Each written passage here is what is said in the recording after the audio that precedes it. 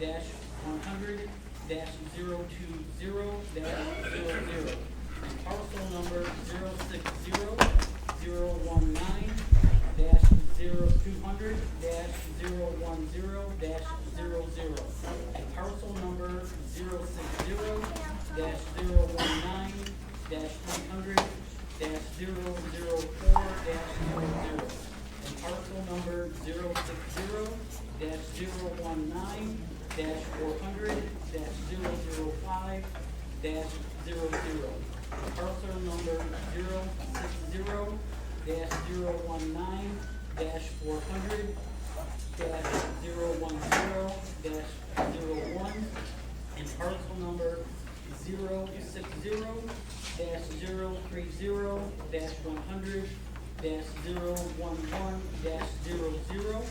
and parcel number 060-030-100-011-00, and parcel number 060-030-300-005-01, and parcel number 060-030-400-010-00.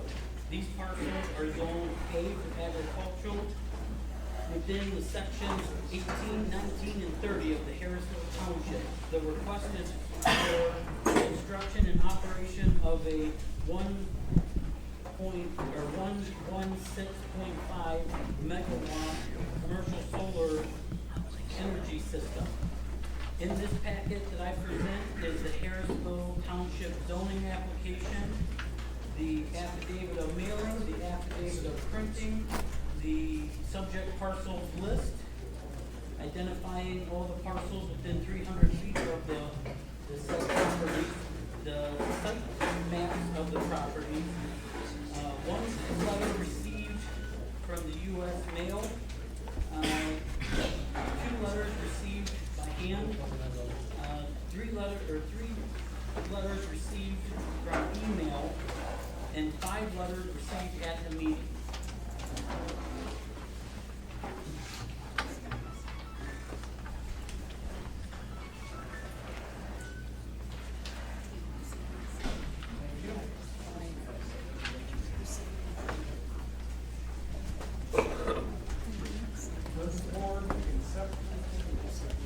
Petition 26-08.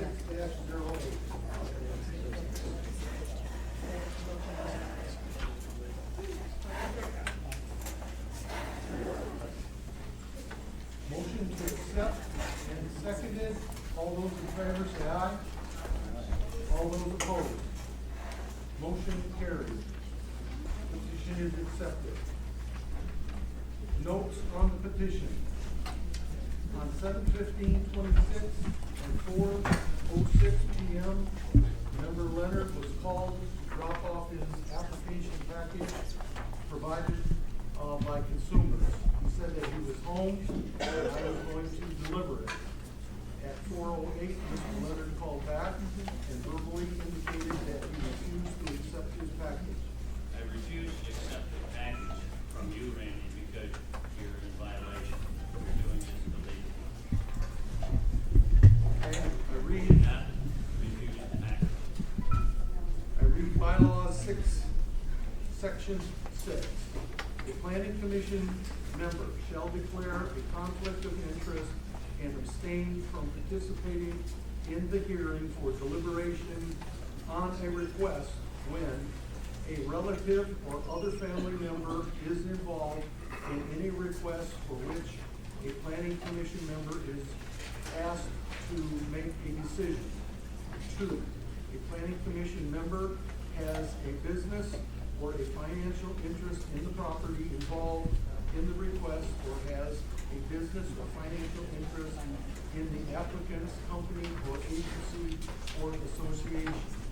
Planning commission member owns or has a financial interest in the neighboring property. For purpose of this section, a neighboring property shall include any property falling within the notification radius for the proposed development as required by the zoning ordinance or other application ordinance, or there is a a reasonable appearance of a conflict of interest as determined by the planning commission member declaring such conflict. The planning commissioner member declaring the conflict of interest should state that the nature of the conflict and whether he or she believes he or she could impartially consider the request before the commissioner. He should individually declare to abstain from any decisions or votes relative to the matter that is subject of the conflict. The member declaring the conflict may abstain him, herself, from the room in which the decision takes place. This is discussion, I'm sorry. Takes place, unless doing so would violate his or her constitutional protected rights to participate. He should, or she should not make any presentation to the planning commission as a representative of the proposal. A vote of the majority of the planning commission may also be taken to declare a conflict of interest on the part of the member. A vote shall not include the member who is the subject of the potential conflict. I make public notice that I have a conflict of interest and I request the board vote on my abstention.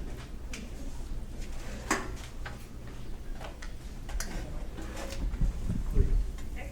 Motion to accept Randy's abstaining from any discussion or decision-making on this issue.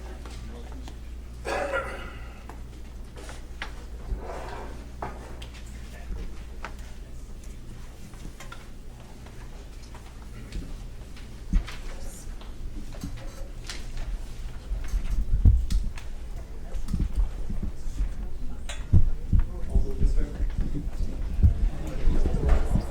We're gonna do a roll. Give me a-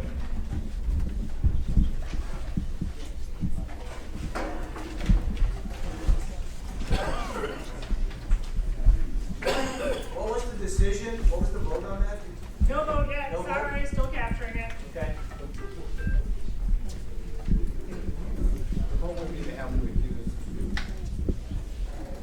to a conflict. Pardon me? The vote would be to have them refuse due to a I conflict. understand that, but I didn't know if you were actually voting on it. Yeah, yeah. The vote, when it's happened, will be to have him recused from participating because of the conflict. Understood. Yeah. You're just wondering if we did the vote. We did.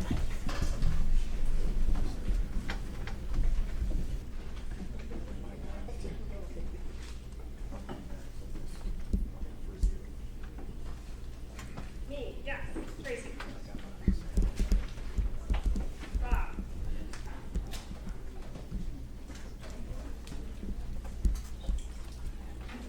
Susan.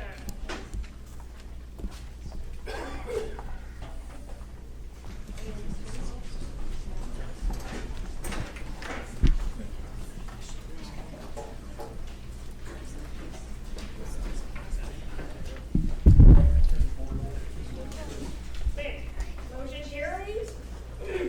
Randy is done.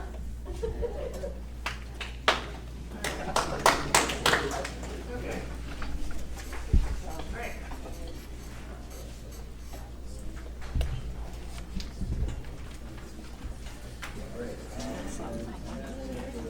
Are there any other abstentions?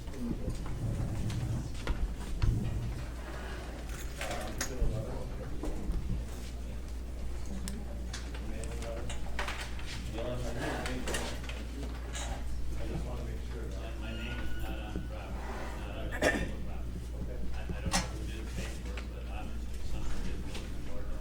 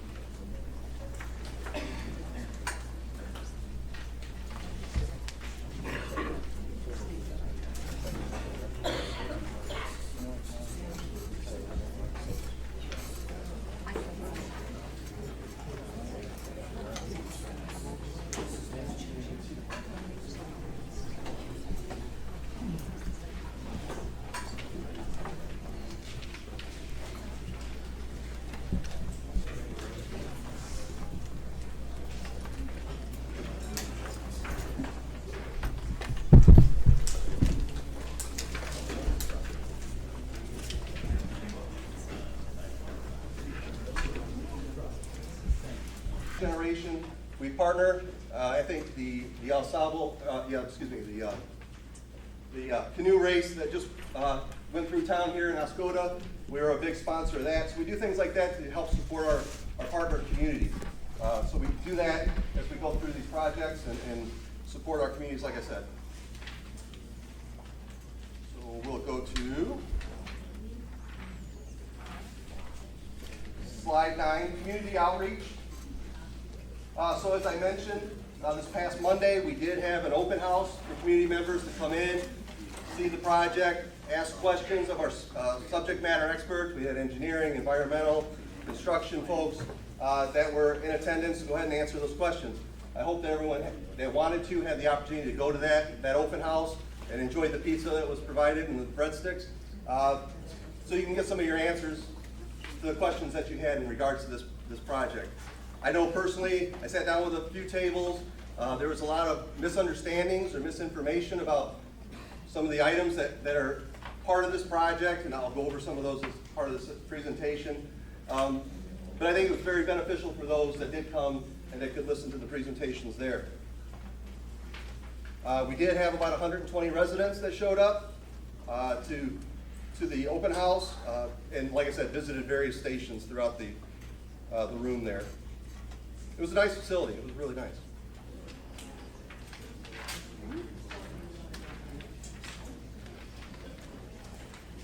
So, in terms of generation assets that the company owns, we have all of the above approach. So this is where I get into, like I said, we're not putting all of our eggs in one basket. So we do have wind, we do have solar, we have, not as part of this project obviously, but so wind, solar, batteries, energy storage is an asset we're pursuing now. We also have 2 natural gas plants in the pipeline that are going through the approval process as well. And then we have what MLive called one of our modern marvels in the state of Michigan. It's not new, it's kind of old, but it still works for us, and that's the Ludington Pump Storage. This is a renewable resource that goes back actually to the 70s, but it's still something that's unique to us in terms of Michigan and consumers' energy. So what Ludington Pump Storage is, it's a large reservoir on Lake Michigan to where we can utilize, at the time when it was built, it was nuclear energy, because once you turn nuclear on, it's on. You don't turn it on and off. So you have to have somewhere to store that energy. So Ludington Pump Storage is like, it's the state's, or the country's really, largest battery. So we use the electricity during the nighttime. We pump water out of Lake Michigan up into a reservoir, and then during the daytime when energy resources are maybe a little bit lower or it's needed, we can release that water back into Lake Michigan, kind of like a dam, capturing that electricity. That's something that I like to point out is something that we try to use some ingenuity and some creativeness, such as that, in all of our projects. So why renewables? Renewables have gotten increasingly cost competitive, particularly since 2009 till today. I really encourage everyone, if you can, if you have time after this meeting, to review these slides, because there's an important slide in here that shows that the price point of renewables, like I said, since 2009 to today.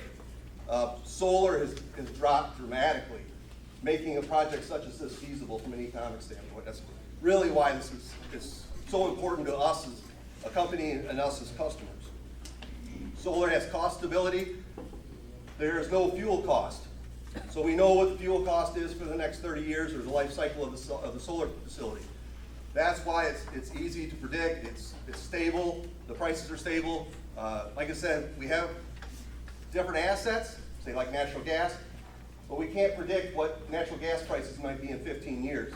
So it fluctuates like anything else. The sun does not. Solar has lower operating costs. You haven't been around this week, have you? In 2 days, it's been just He must not rain. be in Michigan. Well, that works I too. mean, it's not gonna, what you're doing is, it's really Can I like get all you, together. Yeah. Thank you. Well, stop lying. Well, I'm not lying. Yes, you are. How many people feel like they're a partner here with consumers energy? Show of hands. There you go. Not one, Mr. Lawson, raised their hand as feeling like a partner with consumers energy. You're forcing it down our throats. Somebody's gotta speak up. Let him get through it. Follow the rules, let him get through his spiel, so Everyone we gets can their watch. 3 minutes afterwards when we get through this, so you can say. Just a messenger, let him finish.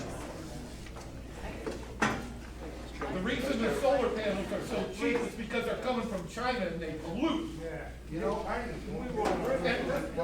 University of Michigan just got caught with people in their agricultural department.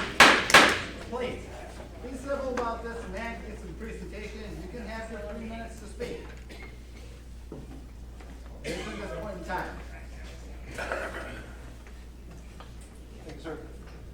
So back to this lower maintenance cost in relation to other generation assets. Customer demand, a lot of our larger projects and some communities are actually demanding that we do this. So we have moved forward with that accordingly. Reduced environmental impacts in relation to others, generation assets. And we had obviously some, you may be aware, some state legislation that passed in 2023. Public Act 235, I'm not going to get into 233, which gets into zoning and the state preemption of local ordinances, but Public Act 235, which is the companion act that impacts us as a generation utility. So the state of Michigan has stated that companies such as us, like consumers, we have a target for renewable energy production. So through 2029, we have to produce at least 15% of our electricity via renewable energy assets. So that number goes up to 50% by 2030, and then 60% by 2035 and beyond. So when they say renewable, they're including solar, wind, hydro, geothermal, and methane digesters, or renewable natural gas. As part of that as well, the state has an overall target of 2,500 megawatts of battery energy storage by 2030. That's not all by consumers, but it's a goal for the state. Also within that Public Act 235, there's also a component, what they call clean energy, as opposed to just renewable. Renewable is also clean, but clean can also be considered nuclear or natural gas with carbon capture and sequestration, which like I mentioned earlier, we're doing natural gas as well. So we have to be 80% clean by 2035 and 100% clean by 2040. So it's some big hurdles for us to get to. I already kind of went over the competitive costs that are on slide 15 in terms of wind and solar and how they relate. And like I said, I really encourage everyone if you take a look after the meeting. So the project, in particular here, Guston Solar, the project name is Guston Solar. Ownership will be Consumers Energy. We will also be the operator. This particular portion of the project in Harrisville Township is 94 megawatts AC. The panels themselves are Trina bifacial modules. So bifacial means that they collect sun on the front and the back. Reason we do that in part is it doesn't sound maybe like it so much, but we can get some reflection off of the grass, and even better yet, in the winter, if there's snow on the ground, we can get reflection off the backside off the snow. It increases efficiency for about 8% in the winter time. Trackers, these are single axis trackers, so the panels will track the sun from east to west during the course of the day. Once again, increasing the efficiency and grabbing as much sun as we can throughout the day itself. The Commissioner's slide 17 is just the overall project layout. Not similar, it is the same as these boards up here. And then slide 18 is an aerial photograph showing the project layout again with a line basically delineating Guston Township from Harrisville Township.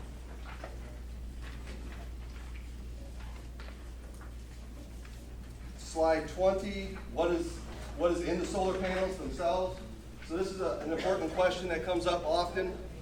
A lot of folks seem to understand that panels have toxic chemicals or heavy metals in them.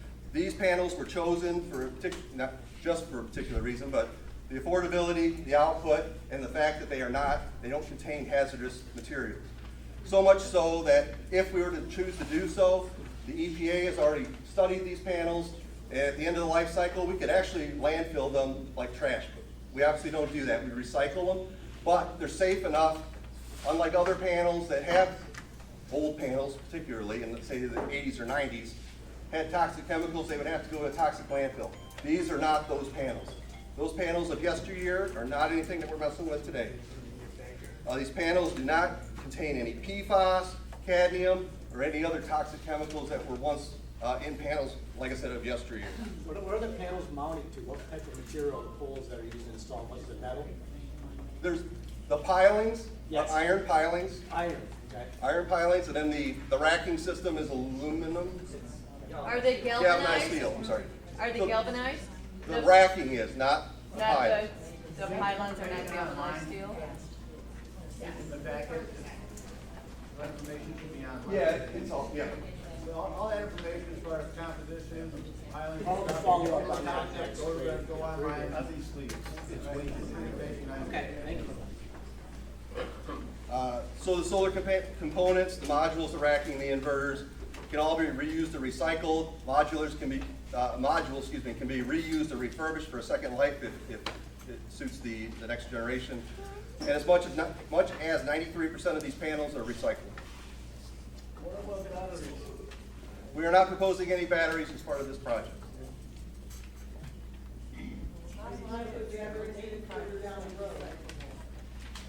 We don't have any batteries proposed anywhere in this vicinity at this point in time. Well, Oscoda is a distribution battery that we are proposing down in Oscoda, but nothing here in Harrisville. At this point in time.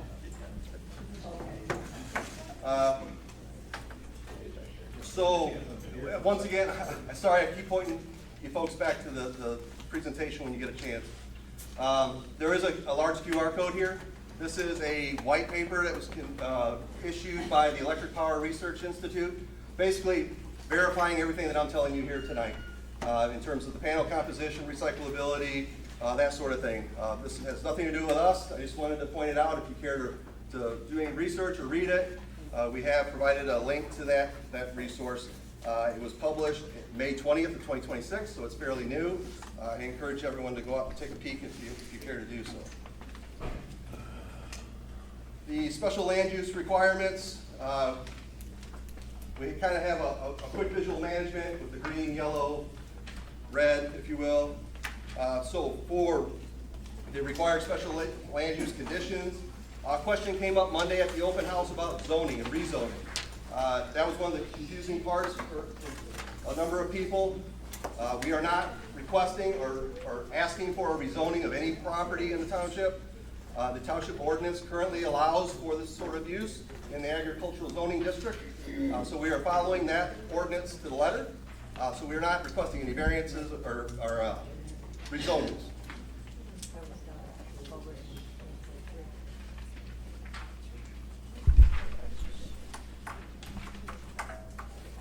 Proof of ownership, and all this is in the packet. I believe the township posted online, so you can review the entire application package. Proof of ownership, we've provided that as required by ordinance. The groundwater testing that is required, we have provided a response to that, feeling that based on what these panels contain or don't contain, the groundwater testing should not be a requirement in this particular case. Setbacks, and we can get into that a little bit more later. Setbacks, the project meets all the required setbacks, and that's in Exhibit B, which is the township, the site plan again. Panel height, the ordinance requires something less than 15 feet, we're just about 10. Screening, so solar devices that shall be screened year-round. We have a plan to screen every parcel that has panels on it. We have offered an additional option of what we call MXG, or Miscanthus ex giganteus. It's a tall woody grass in addition to the landscaping that's required. This will give a quicker, more dense, more robust screening versus if we did strictly, say, evergreens. And we do have some renderings in here, some visualizations that show that. You know, if you plant, let's say it was even 6 foot tall evergreens, they're going to take time to grow and to fill out. This MXG will completely obscure the fields with 15 foot tall grass within three. Is it a native plant? It is not native, but it is sterile. And it's non-invasive.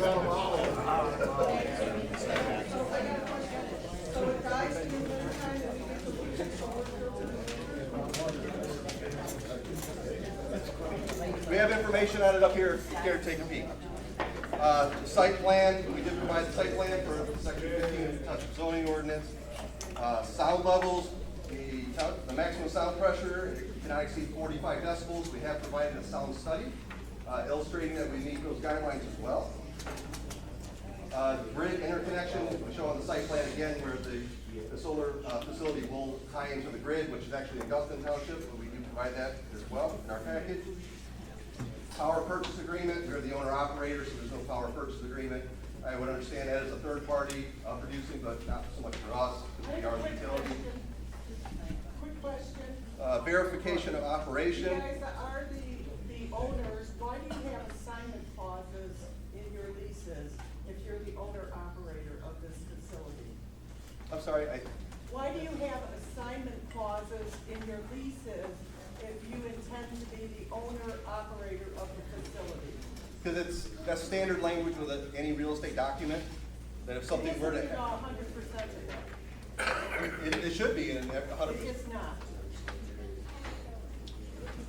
We can have our real estate department answer that question? Yes, ma'am. Verification of operation. This is something the ordinance requires, that we as the developer operator shall provide verification of operation annually to the zoning administrators to make sure it's up and running and not and been abandoned.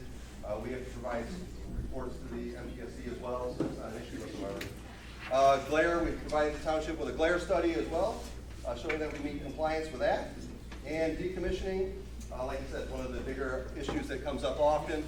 The township zoning ordinance, as many do, and rightfully so, they require a decommissioning plan. So we have to tell the township how we're going to remove the project at the end of its life cycle. We have to post a financial security. We have to provide the township with financial security to make sure it gets done. So if something were to happen, the township has the money to pull it out if necessary on our dime. But that, obviously, I would say, obviously would not happen with us. We've been around 140 years and we're not planning on going anywhere soon. So the township has a large sum of money that they're gonna hold for 30 years in case you guys go bankrupt and don't clean up the mess from the fields? Is that Yes, what you're ma'am. saying? How much is that money? This one is almost $11 million. And who oversees that money in the township? The township clerk would oversee that. The bond, right. And that is also, that is looked at how often for inflation? How, is it looked at yearly or is it looked at? Answer people give comments, this is sort of giving after the ordinance and what we have as far as decommissioning, it says in there, it's 150% of what the current engineering estimates are on it. We do things for inflation index, for inflation, but it's 150% surety bond of what the engineering studies say costs today, take out everything. So John, why do they have a notification clause that allows them to notify us for 14 days prior to changes in their surety bond? If it's guaranteed, why do we have that clause? Because we may change bonding companies. Yes. So if that were the case, we'd inform the township accordingly, and then we'd get them the new bond, and they would return our old bond. Change to it, we wanna know about it. That's why. Including a cancellation. No, cancellation can't be done. Oh, yes, it can. And then you can No, pull back. excuse It me, says this is so a right form, here. Becky. Read the clause. It's like Santa Claus, it's not that. This is the planning document, decommissioning. Thank you. Screening and security, just kind of get into a little bit of the details. So for this particular project, the National Electric Safety Code requires that we do a 7-foot tall fence, as opposed to doing, say, a 7-foot tall chain link fence, which probably wouldn't really fit from a visual standpoint in the neighborhood. We go with a 7-foot tall agricultural or game fence, so it's a 6-inch wire mesh, allows critters to continue to go in and out, but secures the site per the NESC code. Yeah, This big. deer will get over it. They have no issue. Is there any barbed wire or anything on No, top? ma'am, no barbed wire. What are restrictions within distance around the fencing? Is there any restrictions that you can and can't do with vehicle traffic or firearms, Hunting? hunting? No, we ran that through the DNR. There is no setback requirement from a solar facility for hunting. Okay. But you just said there's no barbed wire. There's no barbed wire. It's a 7-foot tall fence, no barbed wire. No barbed wire anywhere, because you definitely say in different places that you're gonna use barbed wire. On the substation, we have to, but not on the solar facility. So you're using a woven fence, I'm sorry, page wire? did you say pig wire? Page wire. Pig- Hey, What kind of fence? It's a 6-inch wire mesh. So when deer jump over, they catch their feet in it, and they hang themselves upside down. We have not seen that. We Well, have, holy smokes, you haven't looked very hard then. so for landscaping and screening, we utilize, I've seen it on Twitter. The documents are out there, you should have the information, and questions would be welcome to you guys to submit them to us. And any questions answered, what those questions are, we'll give you an answer. so along the same lines with landscaping and screening, we utilize the existing mature vegetation whenever it's available. Installation of additional landscaping to fill any gaps, like I said, with the MXG and the additional trees. Ground cover, the ground that's proposed to be utilized for this project has already been planted. We pre-plant it now so that the vegetation can get established before construction. We obviously know that the vegetation is going to be damaged during construction, so we'll have to go back and reseed it. But having the vegetation planted now stabilizes the soil for when construction begins, so that has been done. Question came up Monday is exactly what we did plant. I knew most of it, but I didn't know all of it off the top of my head, so here it is. We're utilizing a low-growth mix consisting of oats, hard fescue, sheep fescue, white Dutch, ladino, and medium red clover. So that's what's been planted out there as our pollinator mix ahead of schedule. How is the growth controlled year over year? I'm sorry? How is the growth of that controlled year over year? So it's low growth to start, and we'll have to probably mow it twice a year if we don't do something else. Did I say something else? Some of our other facilities, we're looking at other methods. Like chemicals being sprayed? No chemicals like grazing. Okay. For the commissioners, there's a series of photos in here that show the landscaping suggestions or visualizations rather.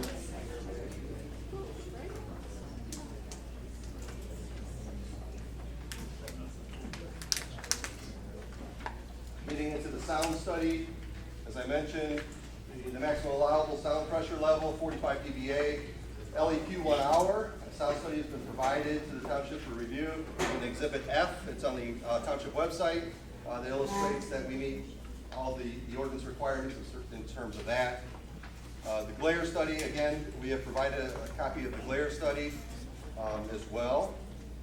The glare study indicated that throughout the entire project, there's one home that has consequential impact.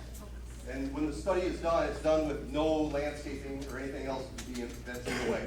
So between the landscaping and the existing vegetation that's out in the site, the glare study has determined that the existing and proposed landscape screening would eliminate that one impacted home. In all seasons, even winter, because you said like the sun would reflect off the grass or the snow, so was that studied also? Right, so if we're permitted to do the MXG, it stands year-round, so the visual barrier would be there year-round. And if we do evergreens, it would be the same, same as there.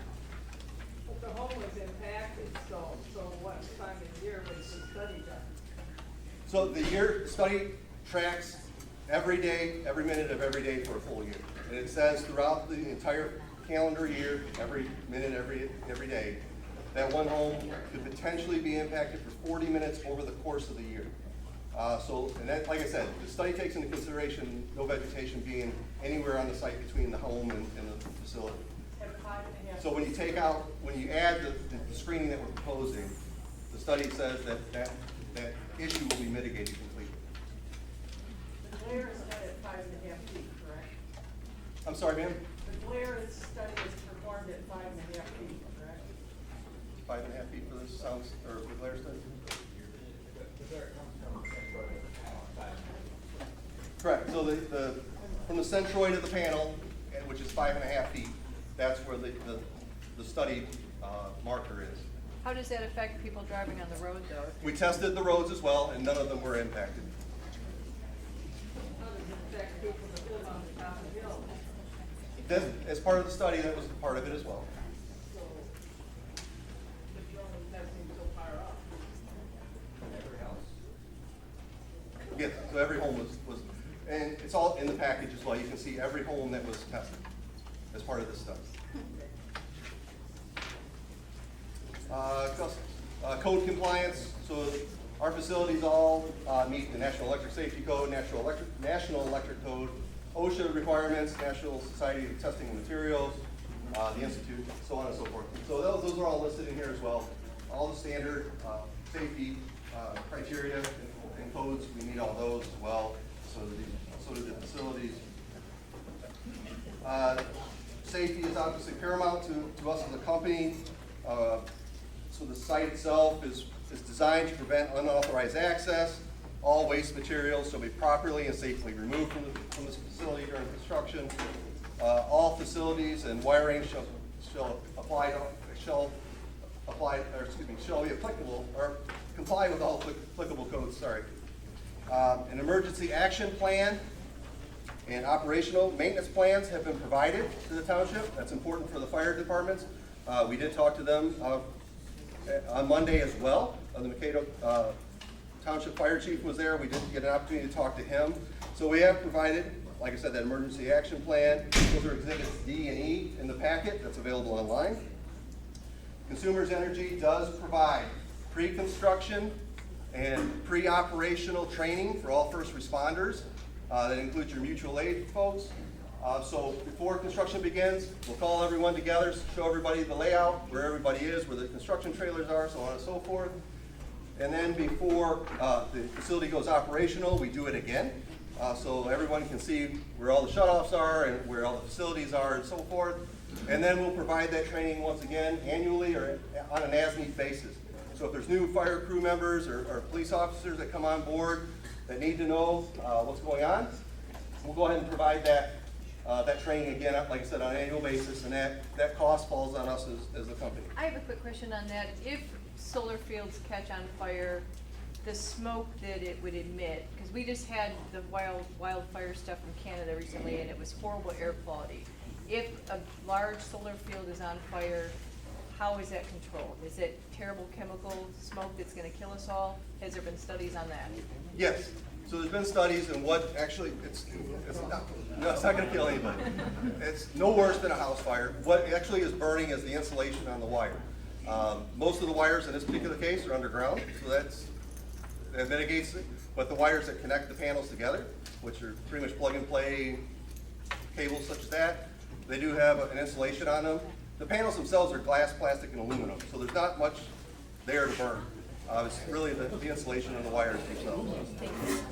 Questions? Where's more equipment to put the fire out there? The site shall be designed and will continue to be maintained for the ordinances code throughout the life cycle. In the package here, on slide 49, is a copy of our sign package. We obviously have to provide warning signs and whatnot. Is the ground sign in, are we doing a ground sign? Yes. So we are proposing one ground mounted sign that's actually in Guston Township, not here. Lighting, there's no permanent lighting for the facility itself.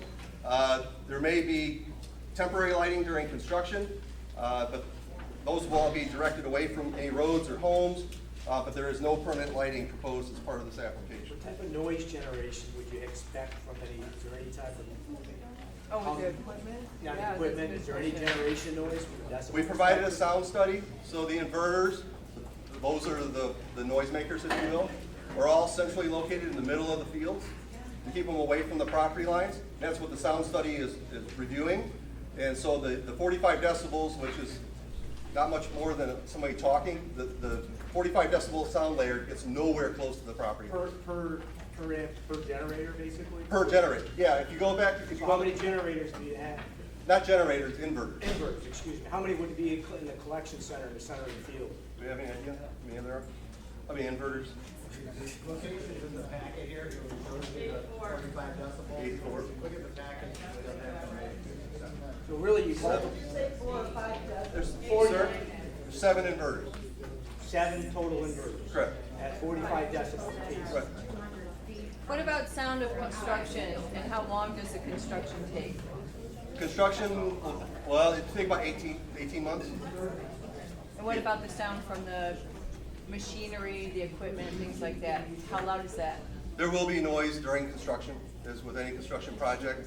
So there will be some impacts there. How many panels will this project require? That's on the site plan. I don't know it off the top of my head. Do Ballpark? you know how many panels on? Can we get through this first, and then we can do question and answer maybe, Mr. Chair?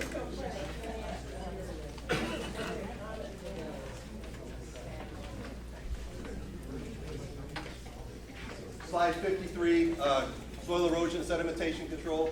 We have submitted applications as required to the county for soil erosion control, and the joint permit application, or JPA, to the state EGLE, the Environmental Great Lakes and Energy Department, or what used to be the DEQ.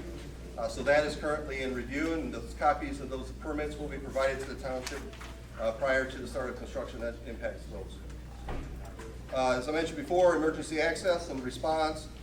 So we will provide the township with what we call a Knox cabinet, which is a cabinet that the fire department has, only the fire department has a key to, and we will put the emergency action plan and the SDS sheets, or safety data sheets, in there for their use. Because this is a generation facility, we have to be a little cautious about allowing people to go in there without an escort. But obviously, if there is an emergency, say somebody got hurt, or if there were a fire, the fire department has the right to go in there and save life or property. But our emergency action plan, if it's something that's not dire, requires them to wait for us to get there so we can either shut off a facility or just make sure it's safe for them. So that's something that's important to us as a company, and hopefully to the fire department as well. So we will do that. We will provide that training, as I mentioned, and we'll go over all of that at that point in time with the fire department as well.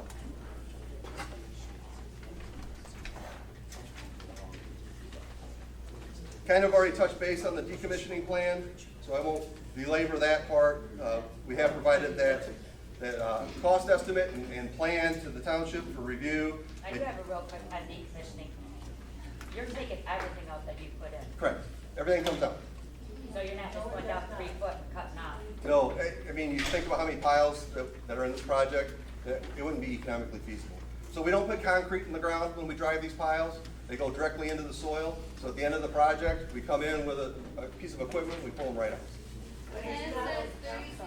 Topsoil is not getting stripped, it stays in place. With the exception of where the roads are, the access roads, the gravel roads, that will get stripped and the soil stays on site. But we do not strip the topsoil from the facility itself. That is not a true statement. Berms are left, fencing is left, in-ground piles are cut off at 36 inches. Read your plan. It says in your plan you're only Read the removing plan, 66% of it, and that's what you said. You also do not remove any drains. 66. It's all right there, black and white, what you guys are proposing. Understood. Here's presentation. Last time to make a comment. We have a question from Marco and our board, okay? Hopefully, you have Still, I feel like One question that's come up often too is how these panels stand up to the weather. So the hail testing, these panels have been hail tested up to 2.5-inch diameter hail at 80 plus miles per hour. It was something that's kind of unique to these panels as well because they do track the sun from east to west. These panels, the whole facility monitors the weather 24/7 as well. So if the facility detects high winds or hail for that matter, the panels will go into what they call a stow mode. So depending on which direction the wind is coming from, the panels will adjust themselves to minimize the wind impact. Or if it's hail, they usually stand themselves straight up and down so they don't take a direct impact from hail. So they kind of protect themselves from the weather as much as they possibly can. So they are designed to withstand what they call a 1 in 300 year event. So that's what they're designed to.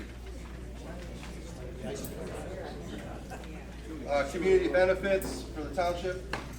So the state of Michigan through Eagle adopted or put forth a grant procedure, application rather.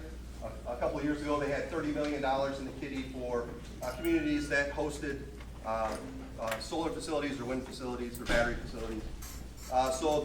In this particular case, the township would be eligible to apply for and possibly receive one of those grants for $5,000 per megawatt that they host.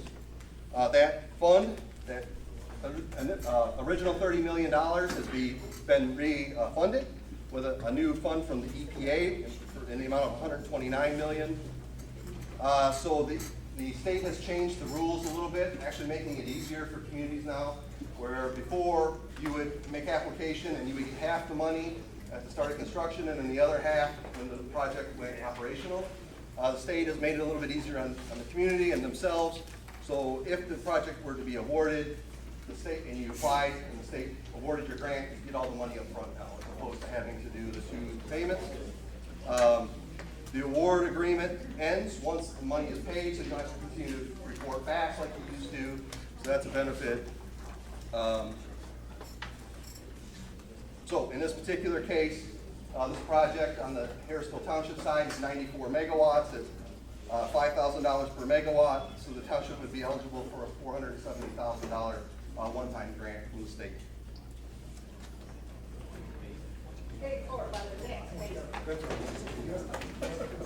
So Consumer Power doesn't have a 2,000 megawatt that you have to pay?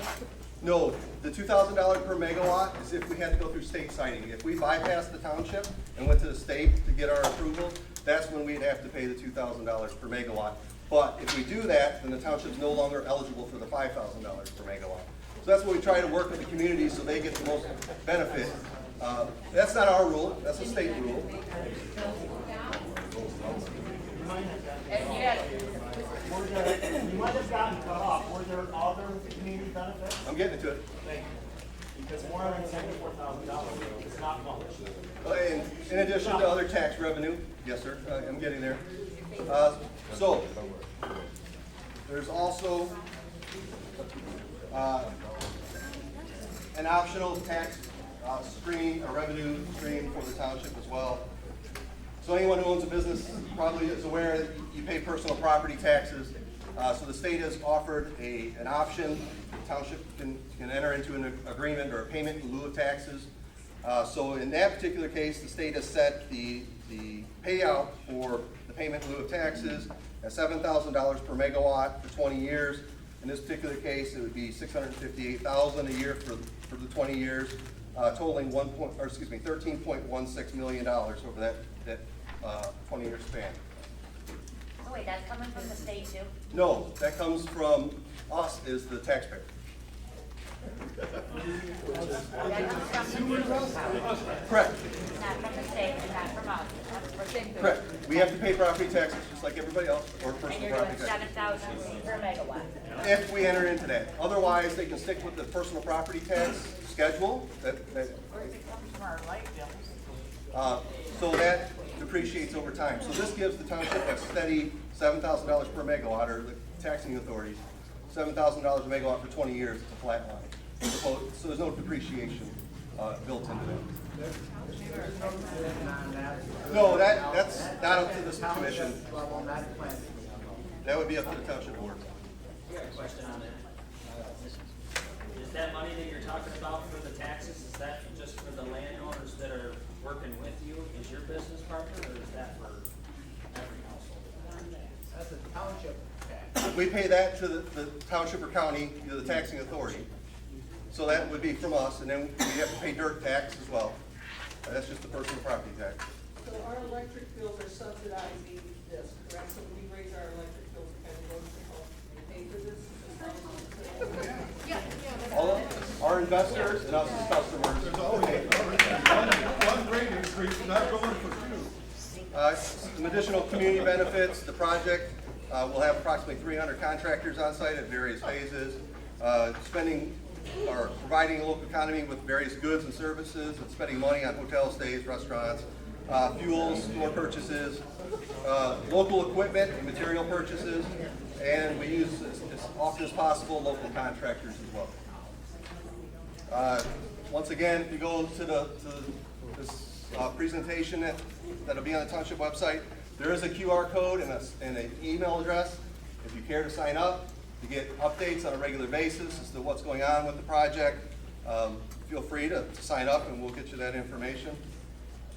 The proposed schedule at this point in time, the land use application was submitted to the Township in the second quarter of 2026, so a month or so ago. The construction was proposed to begin the third quarter of 26, so later this fall, with an commercial operation date or going into a service at the end of 2028. I have a question. Who benefits from electricity generated and all this?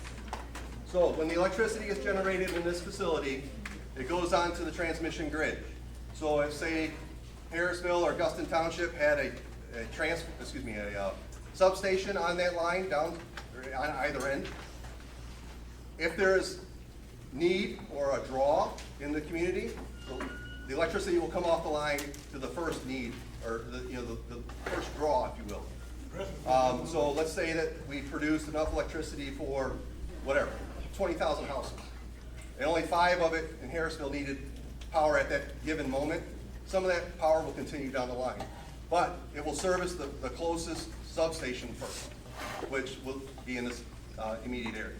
None of it gets distributed anywhere out of the townships that are being sacrificed, right? The power doesn't go anywhere else. Once it hits the line, it's going to go to where it's needed, correct? Is it needed here? Are we low on power here?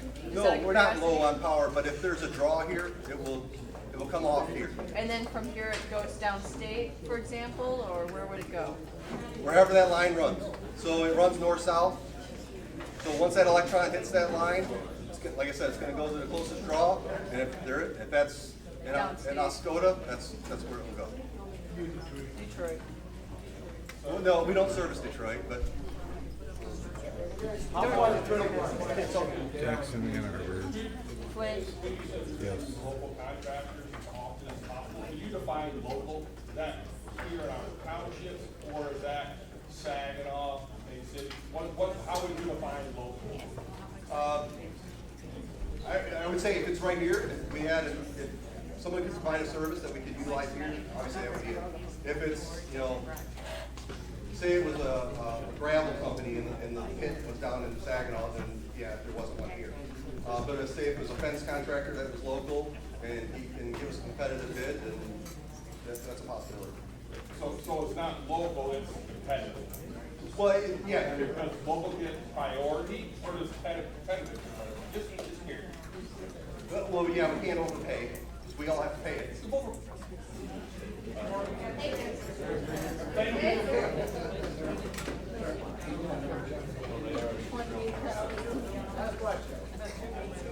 So, lady over here asked, I didn't hear the answer, I'm gonna re-ask it. Consumers is notorious for perpetually raising rates for their customers. With the Guston Solar Project, can customers finally receive some relief in the form of reduced rates? In this community specifically. I'm not going to promise you reduced rate. I'm not promising anything. So what this does, Where's the benefit? Will you promise us a rate reduction? I cannot promise you a rate reduction. So, Did you guys I ask do promise you a the highest rate rate? increase. For the question and answer section, and maybe they'll take minutes on it. There isn't a question and answer. Well, we get the comment, they might take it.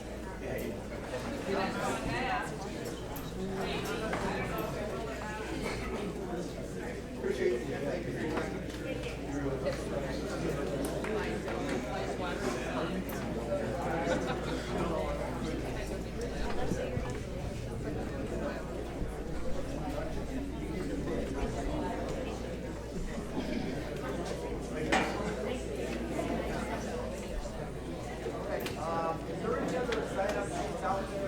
Hear you. Can I hear you?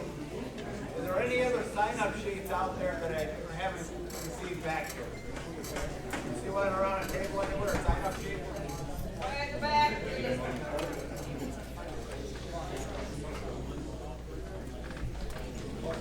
If you haven't,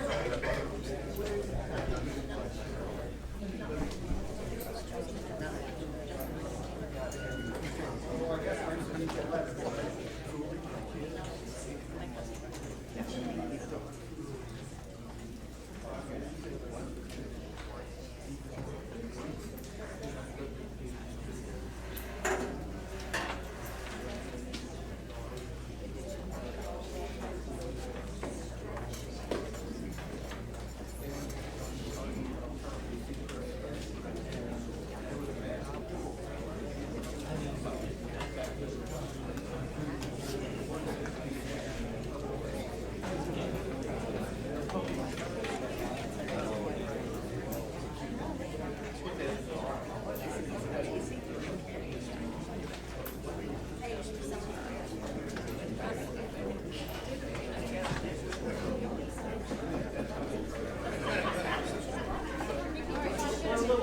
Letters to start off with, and then we're gonna allow the speakers to speak, and then we'll be able to see what the questions would be from both comments. So, my name is Michelle Deller. I live in front with my family in Harrisville Township. My family. Please come to the middle of the board.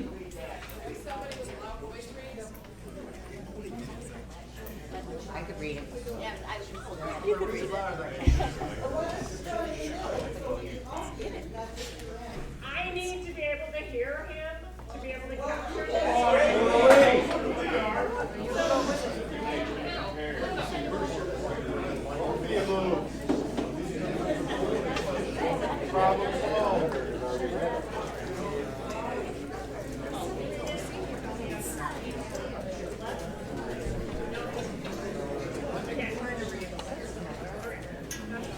right, my family is generational farm, and we are very passionate about farming and taking care of the beautiful land here in Alcona County.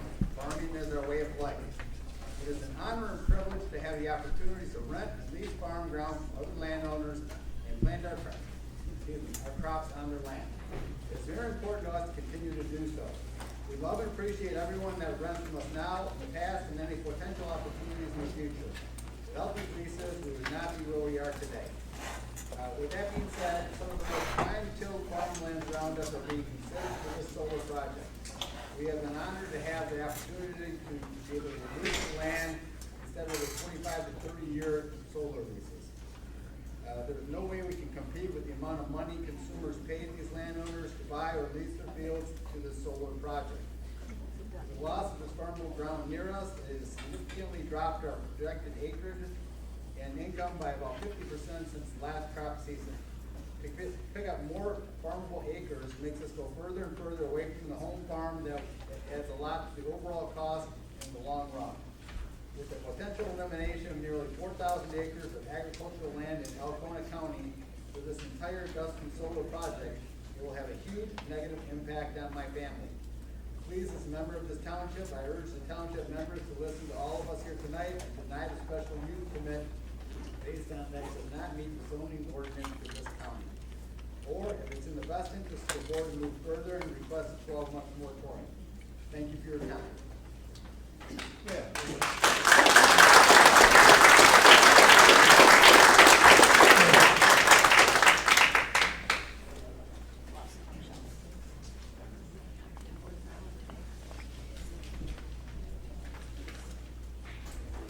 I wouldn't say anything that's gonna take longer than, I think, 3 minutes. I'm just gonna say who it's from and what their opinion is. Because what we did was today. Hello, my name is Mary Milan, and I live in Spruce, Caledonia Township. My husband and I fell in love with this area because of its beautiful farmland and breathtaking scenery. Living in the country has been one of the greatest joys of our lives. Recently, our neighbors signed an agreement to install solar panels on the beautiful fields directly beside our house. We have just completed a major addition to our home. We hope to have an increased value. Instead, I'm now feared that our property value will decline significantly because we will be surrounded by industrial solar development. We built our addition not only to increase our property value, but to enjoy the view. majority of Algona County community is strongly opposed to this proposal. Many of us believe it will change the character of the farmland that makes this area so special. What is especially heartbreaking to me is that my sister and her family are crop farmers here in Harrisville. Farming is their livelihood. They depend on this land to plant and harvest crops to feed our communities. Some of their children are here today, are here in this room today. They are proud farmers who hope to continue the tradition of farming for future generations of Michigan families. From the bottom of my heart, I respectfully urge the board members to be our voice and consider adopting the 12-month moratorium or deny the special use permit. This additional time will allow us to carefully study meaningful public input and thoughtful planning before decisions are made that could permanently affect our community. Consumers Energy uses the phrase, "Leave Michigan far better than we found it." Many of us believe this project will do the opposite. Please consider protecting our farmland, our rural ways of life, and the opportunities for future generations to continue farming here in Algona County. Thank you, Mary Gallant.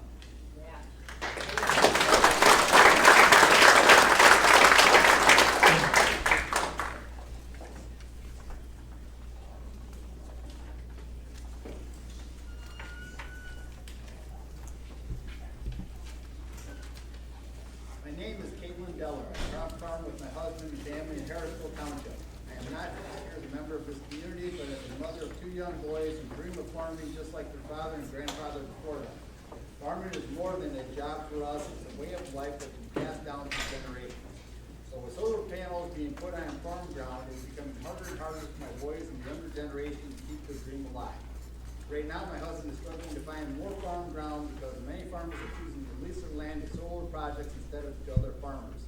This trend is shrinking the farmable land for growing crops and raising animals. It's a real challenge for families like mine who want to continue farming and keep our community agricultural legacy. There are serious concerns about how solar installations affect soil. When solar panels cover productive farmland, the soil underneath can suffer from reduced sunlight and altered moisture levels. Even after the panels are removed, the soil may be compacted or degraded, making it difficult to grow healthy crops again. This lasting impact threatens the long-term fertility and productivity of our farmlands. Also, my in-laws run a B6 feed store where they make all kinds of animal feed using the crops they grow. When solar panels take over farmland, it just doesn't affect the farmers, it impacts the local businesses like the feed store that rely on the crop. I'm going to skip down a little bit on this and says we need to protect our farmland for the next generation so they can continue to farm and feed our communities, uphold the traditions we all love, we all value. I urge our leaders and neighbors to think carefully about the long-term consequences of allowing solar panels on productive farmland ground. Let's work together to find solutions that support renewable energy without sacrificing the future farming of our community. Please vote no tonight on changing agriculture to commercial in Harrisville Township.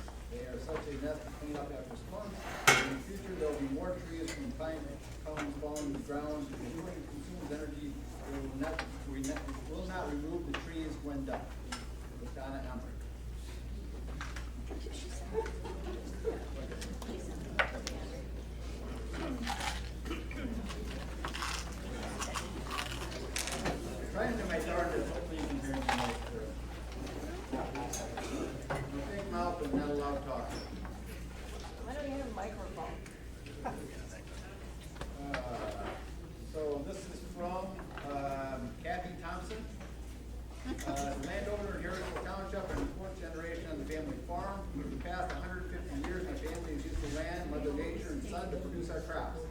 I have used the land to use the sun to produce solar energy. I have used land to produce solar energy. It is the same land, the same sun, just a different approach. There is no different decision any farmer would make when changing to a different cropping system. The land will still be open space with no house permanently built on the land. I know some people don't like change. Recently, people complained when consumers took more than a week to restore power after the ice storm. I don't see any issue with calling the power company to disconnect the power from your property, give it up to your convenient internet, air conditioning, lights, TV, computer, medical devices, or your phone. All these items require power. Technical advances have significantly made our lives easier, and as such, the need for increased power sources continue to grow. I feel solar can be generated with less pollution and is safer than coal, natural gas, propane, and nuclear power. For the last several years, farming has not been very profitable, and the cost rising every year and low crop prices at harvest. Farmers need to keep getting larger in size of land farms. And as many farmers know, all farm jobs are required to supplement yearly income to make ends meet, as small farms have financial difficulties otherwise. If you rent the land to another farmer, you only get paid if that farmer has a successful year. I, however, as the landowner, still have expenses I need to cover. The planning commission, through normal procedures, have adopted zoning ordinances and public comments. Not one person in this room was at the public meeting to give comment for or against the sections of the ordinance. Not one person gave any comment or opinion to the township board. Almost everyone in the room suddenly wants to object to a law they supported 100% but not saying anything. How hypocritical. It's really shameful when people complain about the laws they help pass and now they don't want to follow us, don't like them. This is exactly what happened now. In my opinion, it should be approved with the recommendation that the tree be not planted as a buffer screen as long as long-term.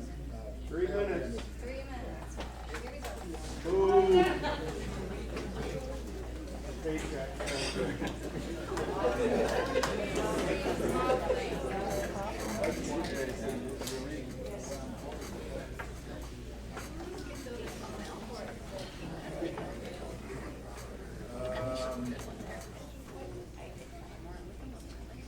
This is not signed by anyone.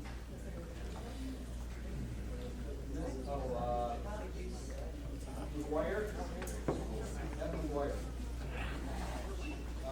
Solar energy is one of the most expensive forms of electricity on earth. It's not affordable. We would not be talking about it if not for the billions of dollars raised from the American taxpayer. All this money should be spent on things we know works. Supply energy that we can afford. You people know what this is. Why are you doing this? Is it about the billions of dividing people sent to our government? You know these communist solar panels and batteries from communist China don't work. They use them, they build coal plants, lots of them. Wonder why? Communist China is getting billions of American taxpayer money completely wasted. The new EPA got a lot of this money back then, but not in Michigan, I guess. Who do people donate to come election time, I wonder? Our governor should be held for treason. Go to the American people. I hope Sandy returns soon.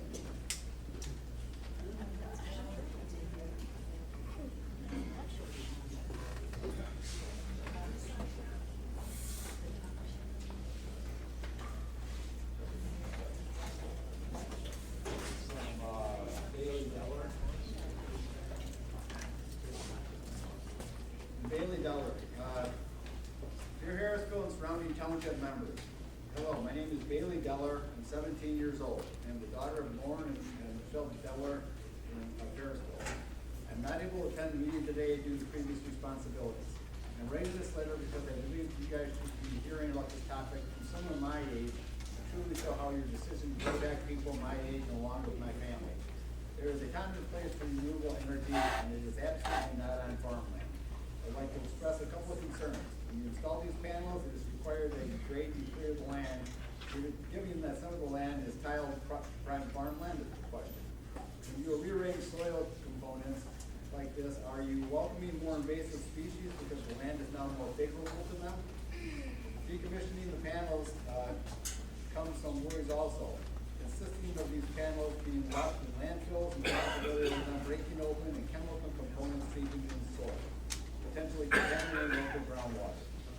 During my research, it said that 10% of these renewable energy panels actually get recycled. Just to put that in perspective, by the end of 2030, it is estimated that there will be 8 million metric tons of solar panels that have reached the end of use. That's the equivalent of 1.2 million large commercial dumpsters. I hope, hearing today and all the facts that people will come along with this, and millions of people who are listening today, for the stop the solar on farmland in Harrisville and surrounding areas. Keep in mind, the younger generation will be living with this, around them, and the outcome of it when the older generation are not. Thank you for listening. Daily Delaware.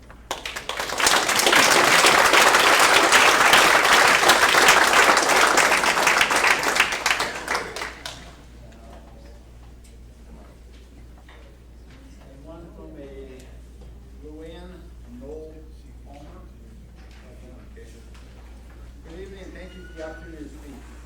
I appreciate the need to develop renewable energy, and I am not opposed to solar power. However, I believe this proposal deserves careful scrutiny because of its size, location, and its potential long-term impact on our community.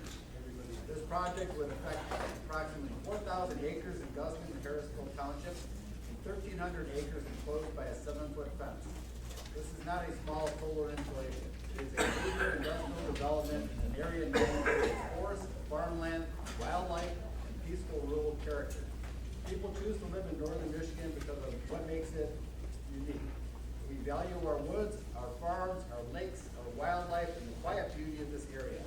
Many families have worked hard their entire lives to build a home here and retire here because of those qualities.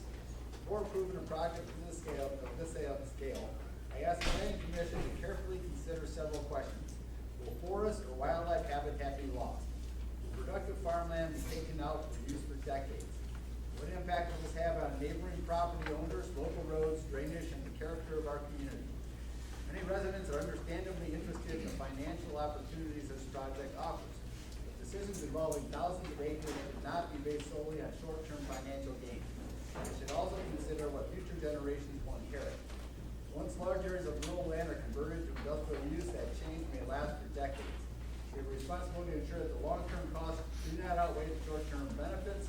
I respectfully ask the Planning Commission to require independent environmental and community impact studies, ensure that strong financial guarantees are in place for decommissioning, and carefully determine whether this project truly belongs in this location.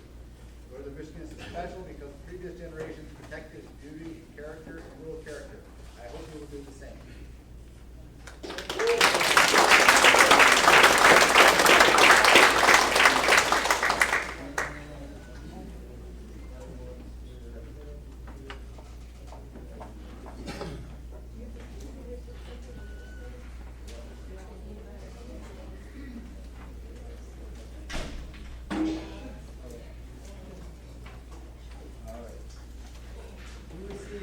We received emails from Chris Grobel. He is a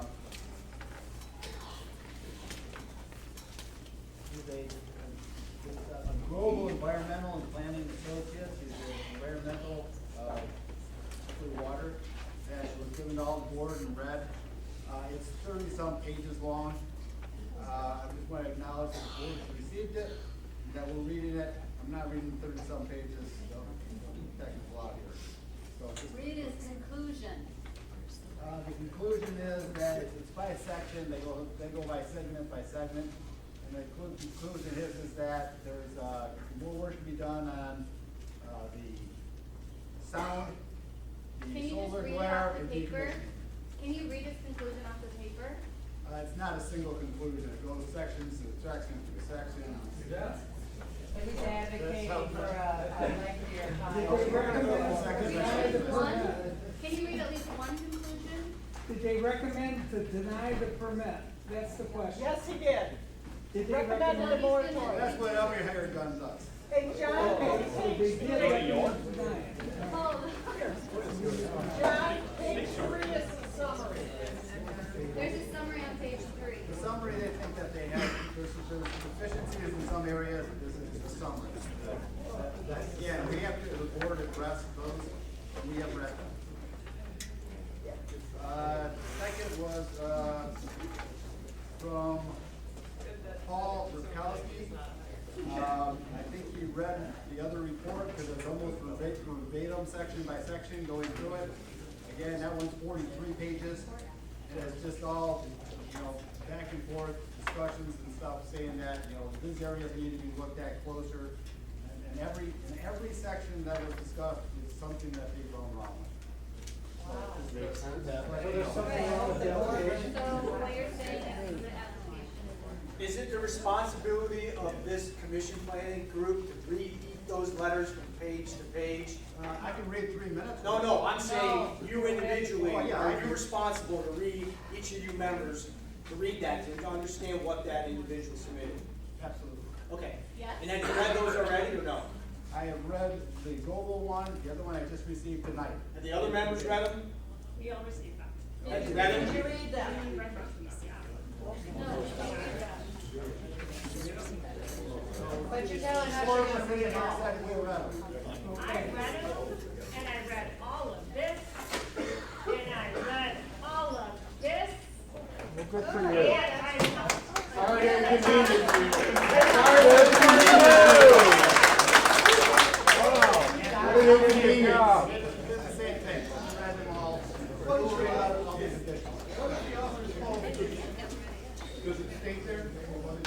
Yeah, he's got like 14 pages of what his qualifications are. Oh, good. Okay, all of it which is dealing with water. So, So he's in one area. The other one was, here, the Power Council, which is the same, almost verbatim, same issues, same discussions going through. And those are the emails,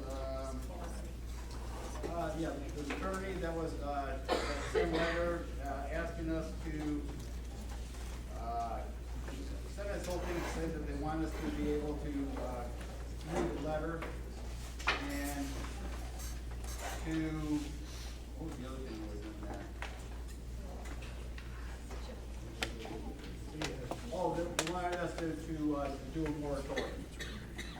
So you have multiple professionals saying there's a problem with the application? Are all those able to be published in us, the community, not only just the Yes. board members? Yes. Okay. Yeah, we'll put it out there publicly. No problem. Thank you. Again, I don't read that well to begin with, and this is just all, it's redundant. Again, now I'd like to get to the portion in which the public gets to speak. That would be, one shot, 3 minutes, you use 2 minutes of it, you don't get to give. Okay, well, let me just say this, that we'll do, you don't get conceits, give another minute to somebody else, they have 4. 1 minute, it's one person, one time, 3 minutes. And I've got a whole list of speakers here. So before we do that, we're gonna take a brief break so people can use the restrooms, that's what I'm told. And, so let's say it's a 15-minute break, okay?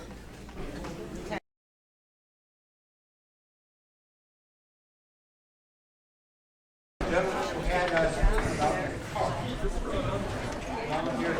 hopefully everybody can hear me, and then we're gonna allow the, individual speakers to use this.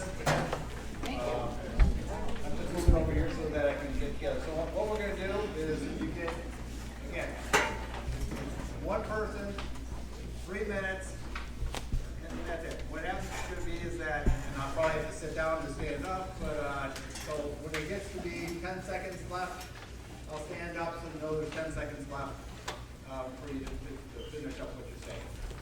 All right, and again, there's different opinions amongst people in the community. We want to hear what you have to say. We want to make sure that the things that we're reviewing and going forward with the questions that we have are incorporated in what you are asking us.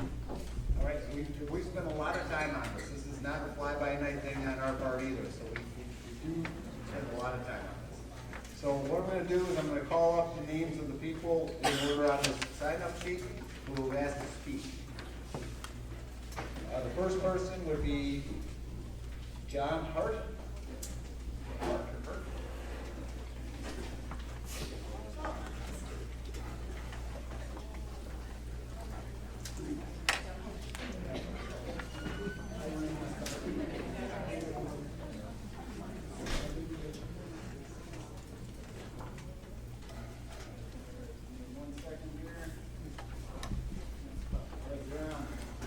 Hi, my name's John Hart. I live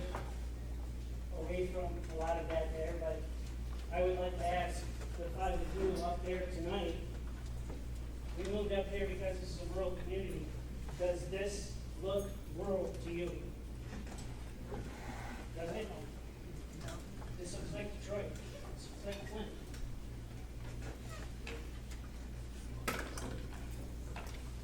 And Mr. Consumers, this one right here, this is the Huron National Forest. That is, you gotta address it to me.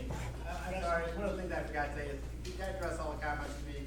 I don't mind anything you say about it, but. Right here on the thing that they gave us, folks, this one right here, that's buttoned up against the Huron National Forest.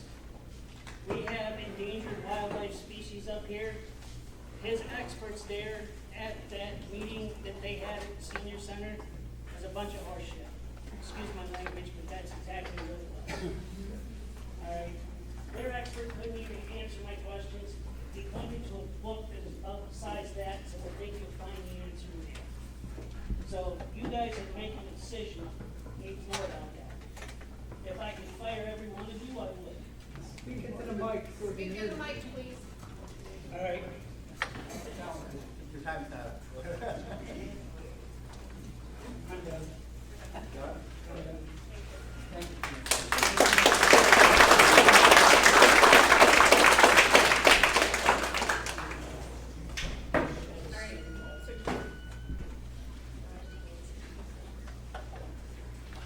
John, just to clarify, you're against and you're concerned about the appearance of the solar farm and its location adjacent to the Huron National Forest.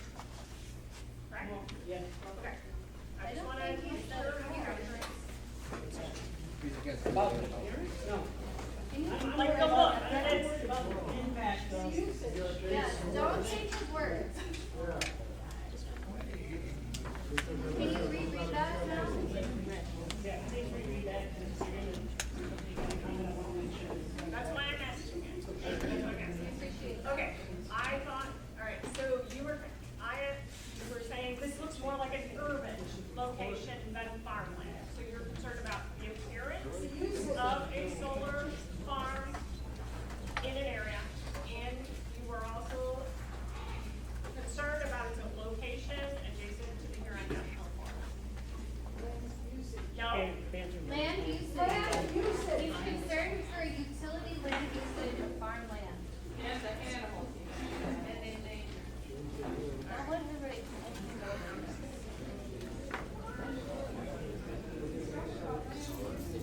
All right, Bill and Lisa Sutton, I believe.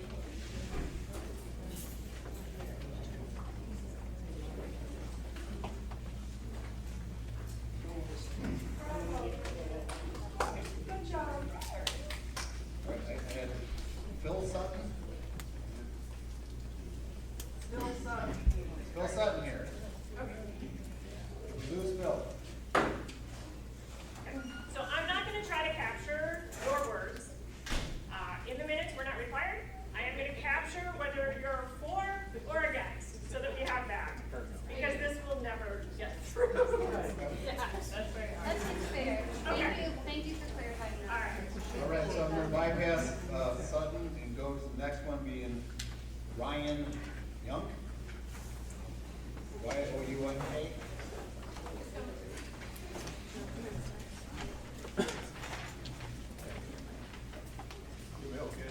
And Ryan's from Guston Township.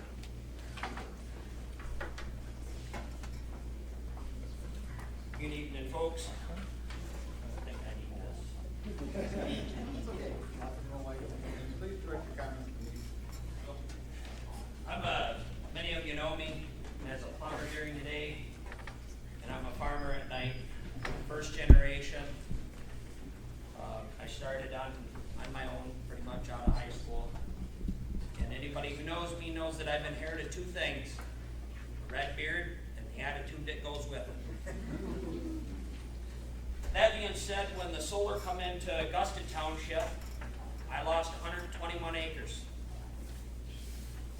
Losing 121 acres for me was 24.2% of my operation. That's pretty big, yeah. I spent $40,000 retooling and getting equipment so that I could travel out of town. One of the first questions that I asked when all of it began was, once this is done in Guston, are we moving forward? I won't quote names out of respect, but the representative said, no, we have to have certain distance between different projects. Now I'm 8 miles south of town and 7 miles north of town, and I got the project chasing right on my tail.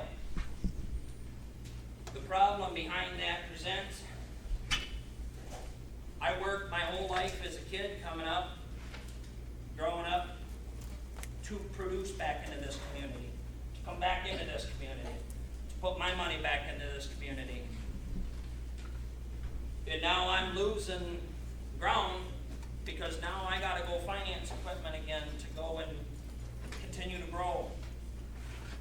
I've got other concerns, I could go on for days, but we're sitting here talking about the farmers.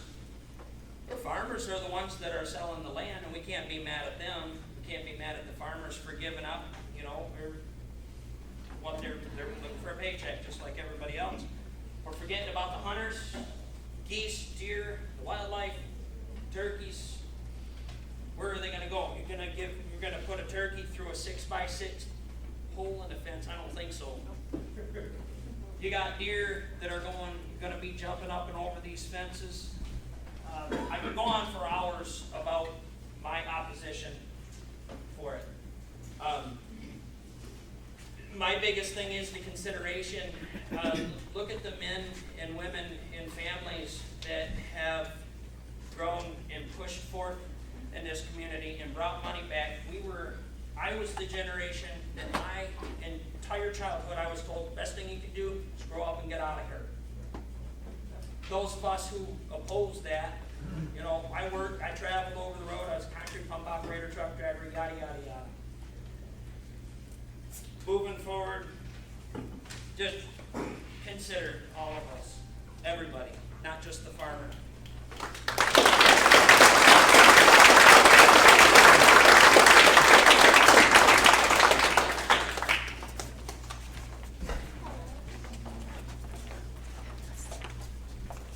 Next we have Dennis Kinder.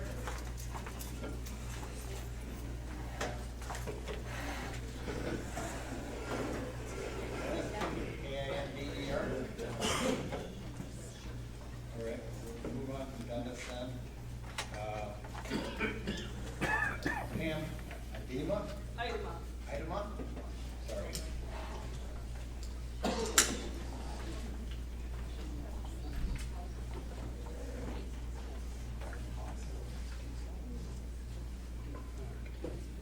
Hello, everybody.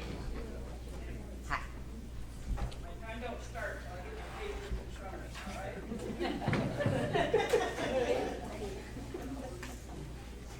Okay. Right, my first thought is that, I would request that the township get independent studies rather than relying totally on consumers' energy. Yep. It's, for the glare, the reflection off of these units, and anybody that's impacted by that, and for the noise level, although they claim that the noise levels they're proposing won't hurt anybody, you can't get hurt by levels at a certain level the longer you're faced with that. So it also includes a timeline, not just the level. And levels do vary. You know, the neighbors closer will be impacted more than those further away. Number two, on the reflection of glare off of those, the 5 homes in there, or 5 areas in their study indicated that there was a problem. So he had just mentioned just one, but I think there was more than that. The study does say, let me look here at this report here. Okay, glare is considered consequential if the yellow glare may cause ocular impacts to the observer, and the glare does not occur within an hour of sunrise or sunset from the similar direction as the sun. So they get an hour off, but that it's not counted because the sun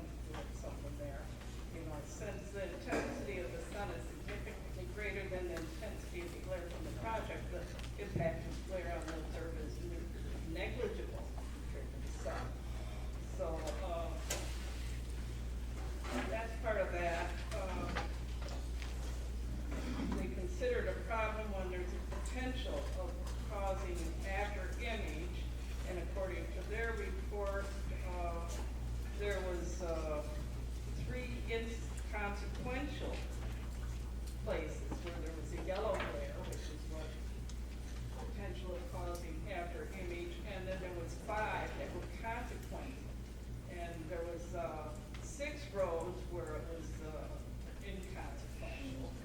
I like how they vary that, and then 5 where it was consequential. So there is going to be glare on that, and I would like a separate study done to determine actually if this is accurate or not. One study, and I would like the board to request these additional studies to be done by or paid by the company. Additionally, am I out of time? Oh, God. And then also against or for? I'm against, totally against, and I know you have to approve it unless you find substantial reason to turn it down, and I'm hoping that enough reason is provided in that.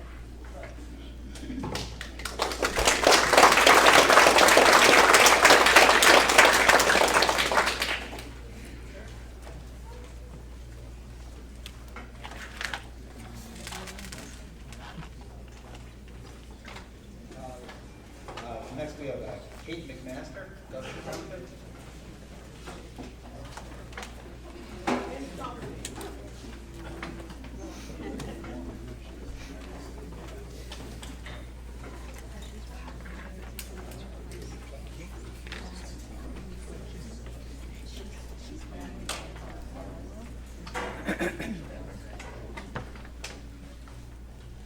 Good evening, everyone. My name is Kate McMaster. I was born and raised on my family's sesquicentennial farm in Harrisville Township. My husband and I now live in Guston Township with our 2, soon-to-be 3 children. I want to begin by thanking the commissioners for serving our community. You are volunteers who have devoted many hours to an extraordinarily difficult matter, and I'm truly grateful for your service. A small municipality like Harrisville Township was never equipped to shoulder the administrative and legal demands of reviewing a utility-scale energy project without substantial professional support. The disparity in financial, legal, and administrative resources between the township and Ranger Power or Consumers Energy has made this an inherently uneven process. That is not a criticism of the commission. It is a recognition of the burden that has been placed on each of you. Tonight's task, nevertheless, is clear. You are not being asked whether you support solar in principle, whether the project has been described as, quote, a done deal, or whether you fear litigation or eventual MPSC review. A developer may challenge a local decision or pursue state certification when the requirements of Public Act 233 are satisfied, but neither possibility predetermines your decision tonight. MPSC review would be a separate contested legal proceeding, not automatic approval or automatic transfer of property rights.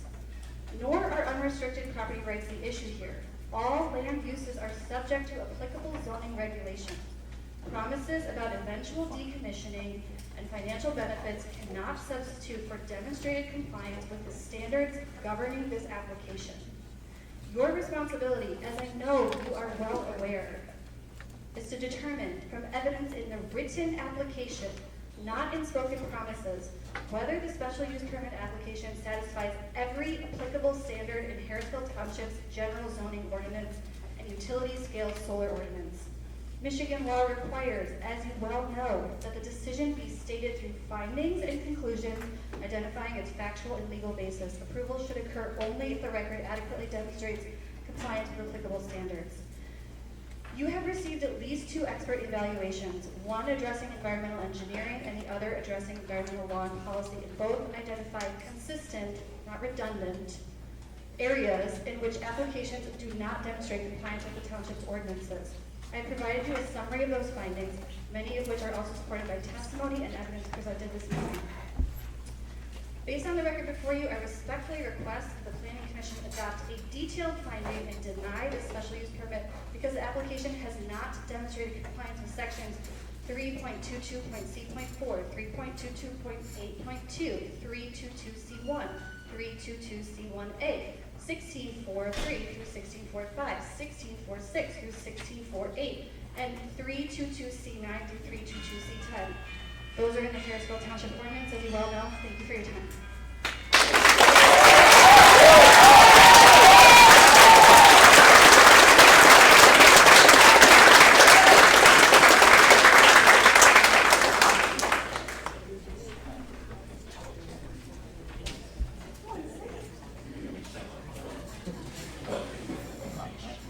Sam Megley, is it?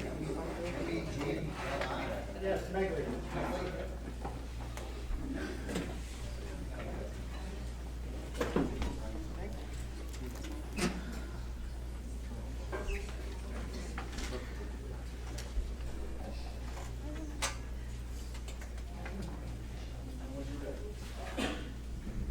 Good evening.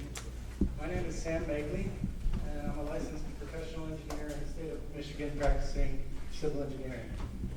And I'm speaking tonight on my own behalf. My comments are based on my review of application, plans, technical studies, and Harrisville Township's zoning ordinance. I'm asking the Planning Commission to deny this application as submitted.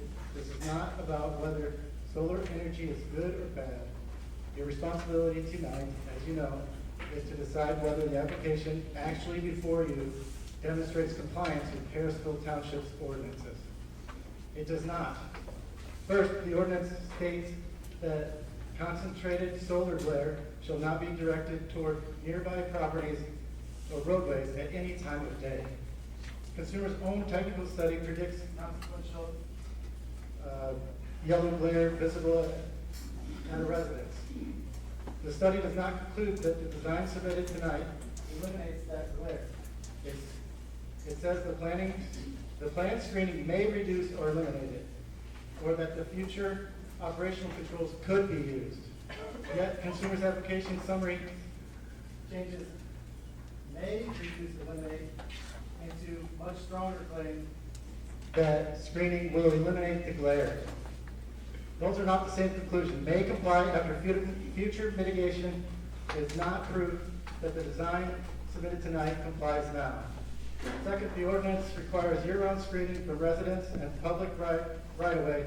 It specifically requires the facility to be screened from view from the time of planting and installation.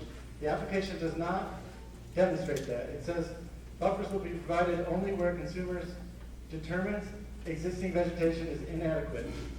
It does not demonstrate residence by residence and roadway by roadway that equipment reaching approximately 11 feet in height will be fully concealed on the day it is installed. The ordinance does not say that the project may become screened several years later. It says fully screened from the time of installation.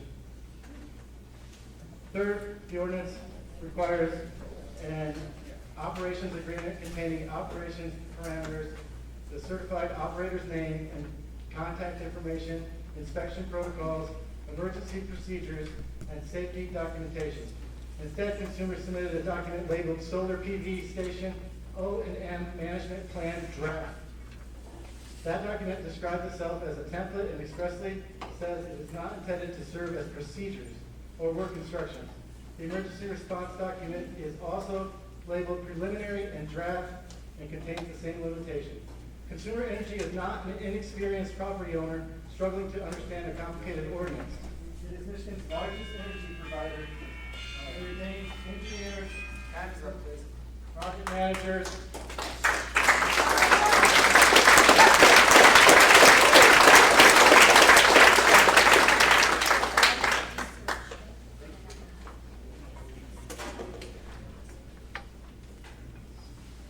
Our next speaker would be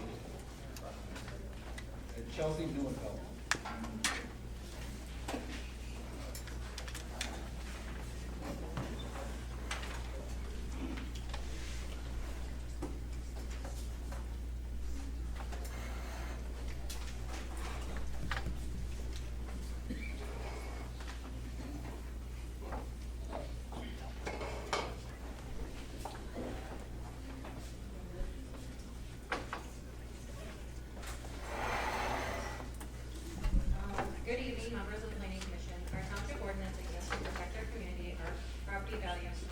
and our quality of life. I was told by multiple respected people that they felt they had to say yes to the proposal if all ordinances were met by consumers, or that solar panels are coming out illegal or not.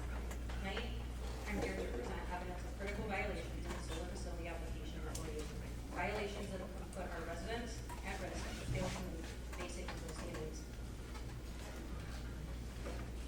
Looking at the safety and emergency response failures, section 3-22-SE and article 15 of our ordinance, the emergency response plan submitted has no site field leader markers to be determined. There's no coordination in that exhibit that they presented with the Oklahoma County Fire Department or EMS. The fire protocol states let the facility burn with zero protection plan for adjacent properties. There's no evacuation routes, no assembly areas, and no hazmat protocol for transformer oil spills, which contain mineral synthetic oil. The operator listed is still Sapling Solar, which is in Chicago, Illinois, so they've not shown proof of ownership on all of the parcels. So financial and long-term liability concerns, section 3.22.C10 of our ordinance. The decommissioning plan creates massive financial risks. The required bond that they have was stated tonight is about $11 million. We're looking at a $10.66 million removal cost. 150% of that is $15.9 million. So the numbers aren't adding up. No proof of this bond has been posted. The estimates exclude critical components such as the substation, switchyard, and vegetation buffers. Those are still going to be standing. Plan states drainage features and some infrastructure will remain in place. That's not returning the land to its original condition, which is what we have in our ordinance. There is no abandonment protocol, monitoring protocol for the 30-year operation period, and there's no mechanism listed in the plan for township notification if the system stops operating for a year. So who's going to pay for the cleanup if the company decides just to walk away from us? It's going to be us. Environmental and community impacts violation section 3.22.C4 of our ordinance. It's protecting or fails to protect our residents from documented hazards. Screening requirements as stated by others. There's no documentation of visual buffers or maintenance schedules on how those are going to be. They couldn't answer that question tonight. The glare study admits consequential glare for 24 minutes at Marlow Road and for Junior intersection from the time of 6:45 to 7:45 a.m. April through August. That's prime school bus hours during 4 months of the year with our own kids on the bus. Noise violations, there's thousands of panels, whether they get answered or not. It's going to create time. The last thing I'm going to say, how can we monitor compliance with 400 acres if we can't even monitor noxious weeds and junk on private property?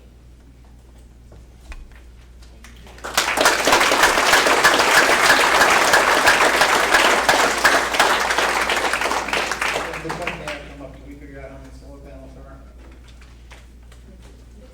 Don't let them answer it now, they got their time.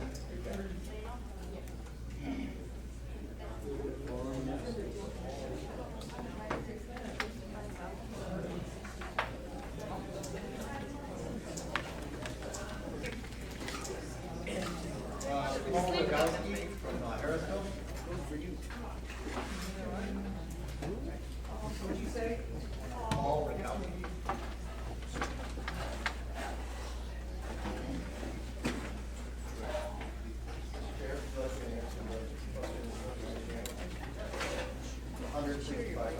It's 165,000 panels. In here. Oh, that's only Harrisville? Right.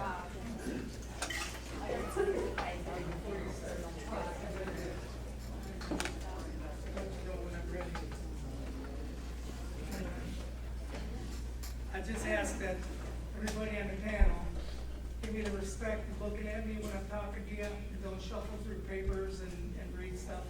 I ask for that.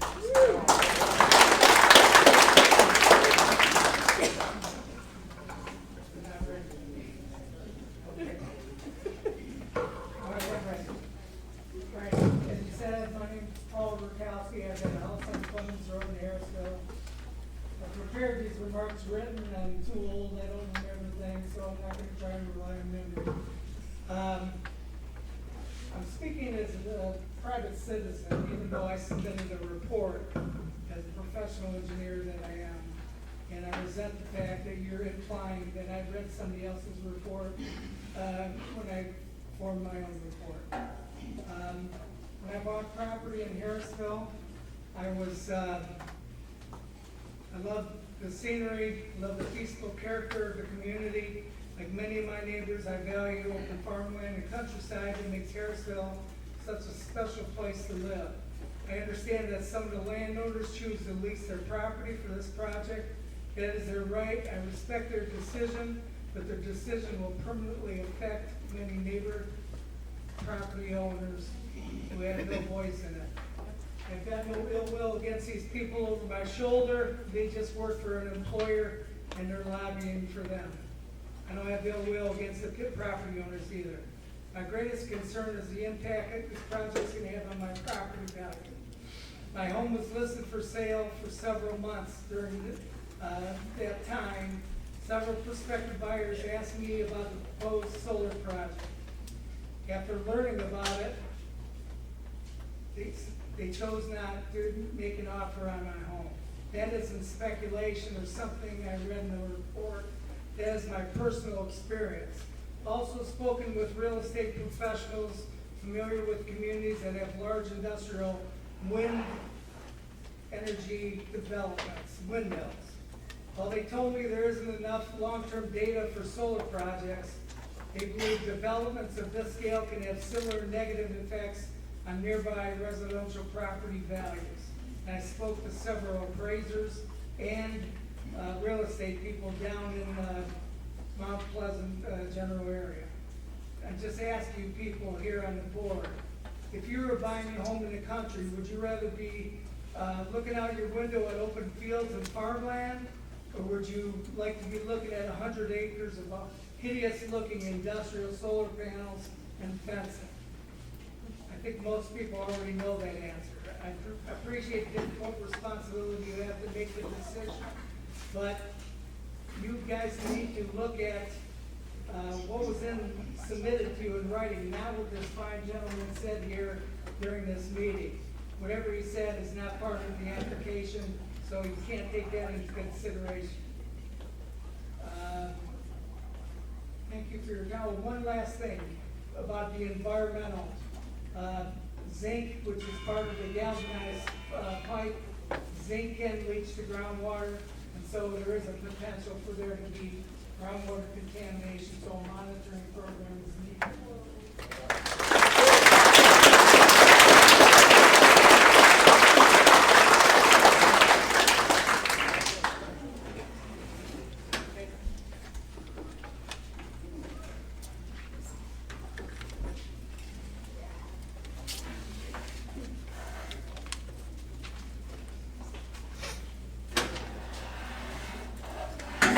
Kyle Rice.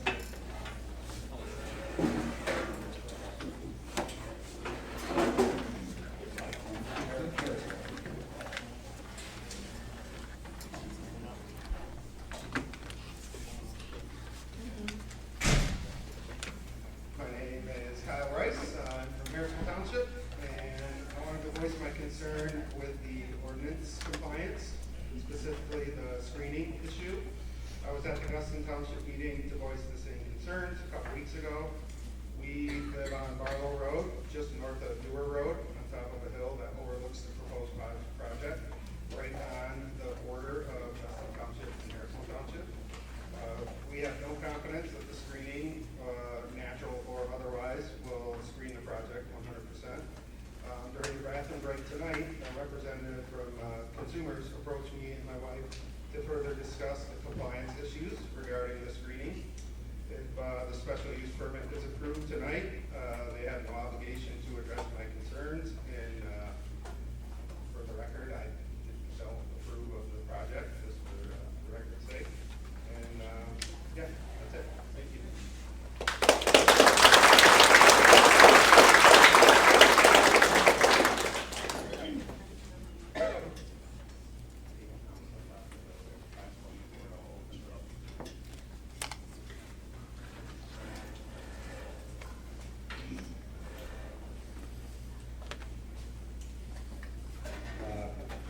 Angel. Here it comes.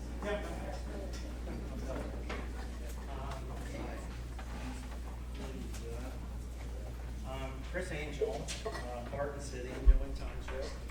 Thank you. Number one, I want to say I'm heartened and encouraged, not by what's happening here specifically, but by all of my neighbors and people, kids, and young people who are choosing to stay in Alphaba County, and old people who are coming and being part of this, the solution.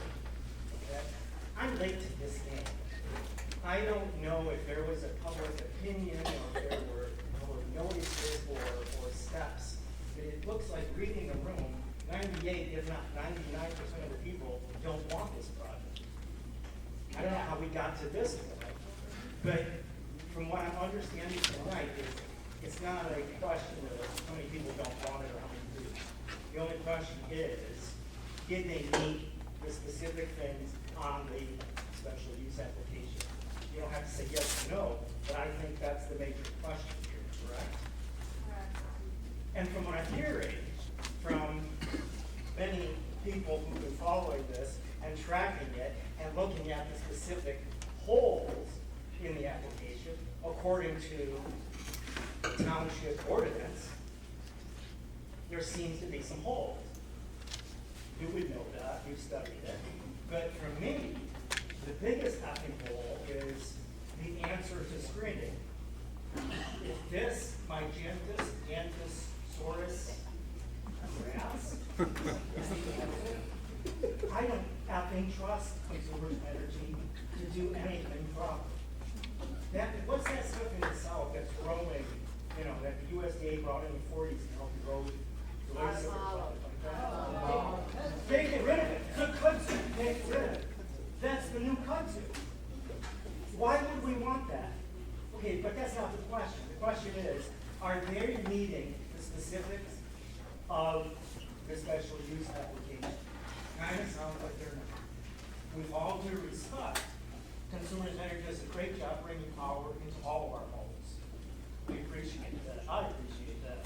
But if I could, I would cut that line and put in my own solar unit. That's are they meeting it? And then the further question to me is, an industrial size solar generating facility, power generating plant does not belong in this community. Yeah.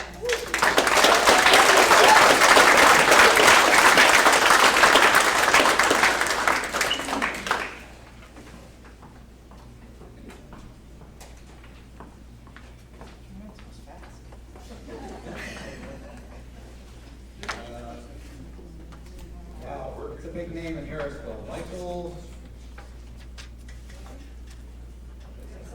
Johnston?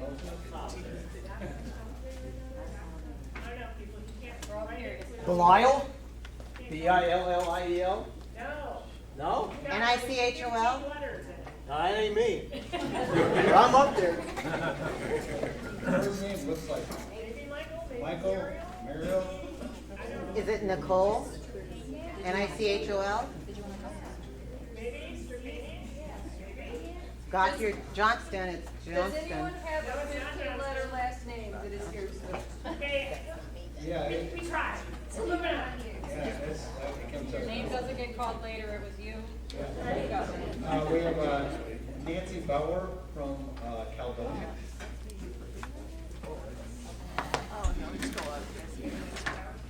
We have Nancy Bauer. We probably checked that wrong. I'm not Nancy, but she is, and she's my wife. Okay, Gary.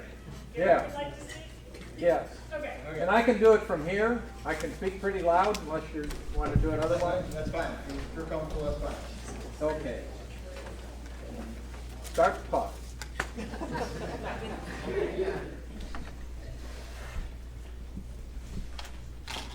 Okay, I can't articulate as well as Miss McMaster said it, but she's absolutely right. This is a battlefield in which you haven't got the armor to fight consumers. Consumers are a big corporate company. Years ago, I would commute from Lansing up to Spruce, where we currently live. And we would drive along 127, my wife and I, and we would see the wind turbines being erected as we would go along. And now you even get to see solar panels. And I commented to her then, I imagined some poor couple seniors who wanted to retire buying 5 acres in that land out in those beautiful farmland, unaware of what was going to be happening. And then slowly but surely these wind turbines begin to appear. And you can imagine them sitting there at night enjoying their retirement home on the back porch, and all of a sudden all of them are geared to have these red lights go off at the same time. And these poor people who bought this place thinking they would have a quiet retirement resort live in a red light district. And what's the value of their property? Now I'd like you to do something for me for a minute. Close your eyes. Believe me, all of you, board members, please close your eyes. I want you to imagine, I want you to go home. And I want you to sit in your favorite location in that house, where you look out and watch the sunrise, sunset, whatever it is. The deer in your yard, please don't feed them. It's legal now. As you look out there and you look beyond it, your eyes aren't closed. Close your eyes. Now imagine a field with solar panels out beyond you. How would that feel? Surrounding you. These poor people who are in the midst of this, I didn't hear anything from consumers about compensating those people for loss of value of their properties. Where was that? I said, and you're just doing your job, don't get me wrong, but I said to my wife, these poor people with these wind turbines, they're not even getting the benefit of the electrical power reduction. I said, you know, the further distance away, they should have a proportional amount of reduction in their electric bills. They don't get that. And the worst part is, they're having to pay the taxes to put those stupid things up. Are we taxis or what? And I want to ask the consumer power representative, what's your confidence level that you're going to get this approved? What do you think it is? What's the percentage? Don't answer that. But do tell me this. Have you cut leases? Have you made promises? Build back better, folks. This is what you get if you don't vote.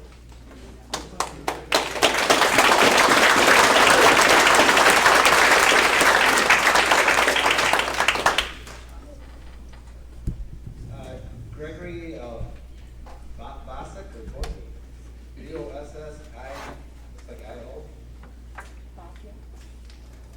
I had a question mark as to whether they want to say yes, I guess, but no. Okay, Elena Dunkel, Hollis Township.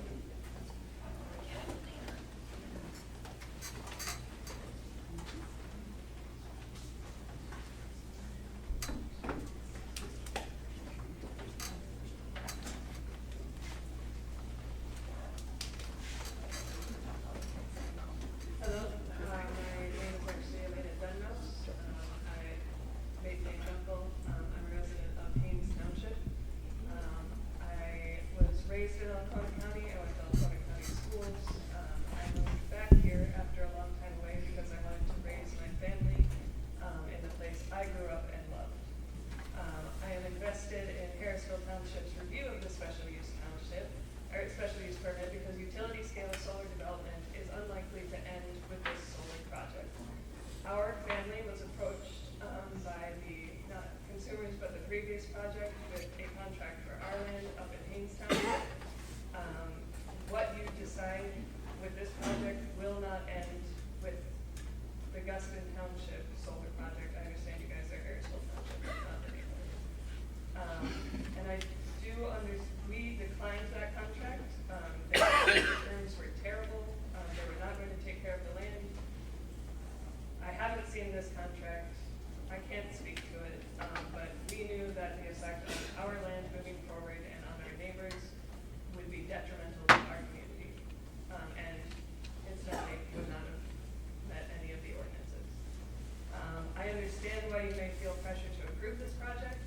statements that the state is going to take over can make your job appear futile.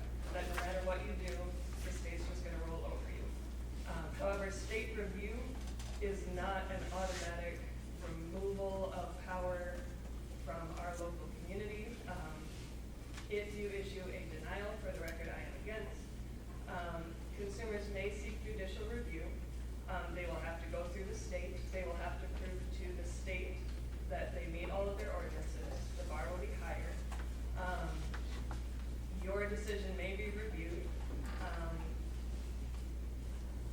Sorry. I'm very upset by this.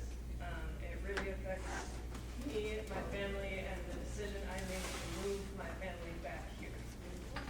And my son, who is 3 years old, will be the one facing the consequences of your decision tonight. So I understand that that is not in the ordinances. Frankly, it should be.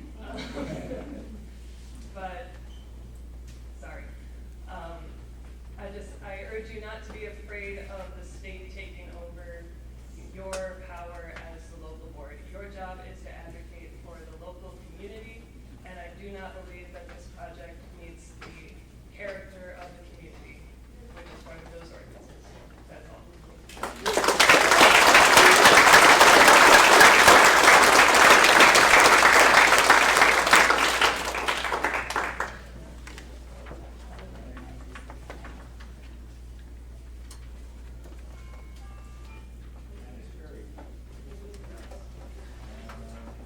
Amy Mills, Dustin Township?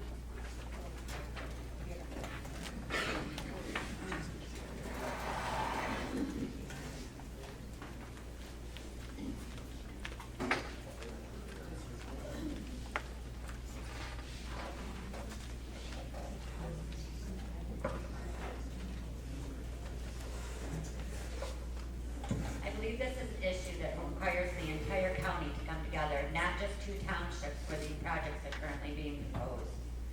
The decisions being made today will shape the future of our county for decades. This is not just about a few parcels of land or a couple of individual projects. Once a large-scale solar footprint is established, it has the potential to expand and spread throughout the county.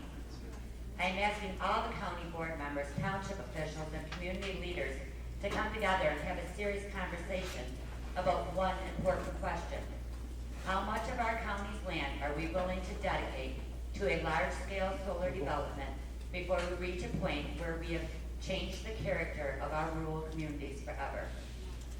We need to look at the bigger picture, not just the immediate benefits, but the long-term impacts farm life, wildlife, property owners, future generations, and the identity of our county.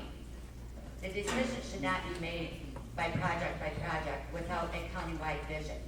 We need a thoughtful plan that considers where these projects belong, how much is appropriate, and what protections are needed before more land is committed.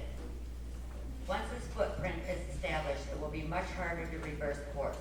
The time to have this discussion is before the landscape of our county is permanently changed.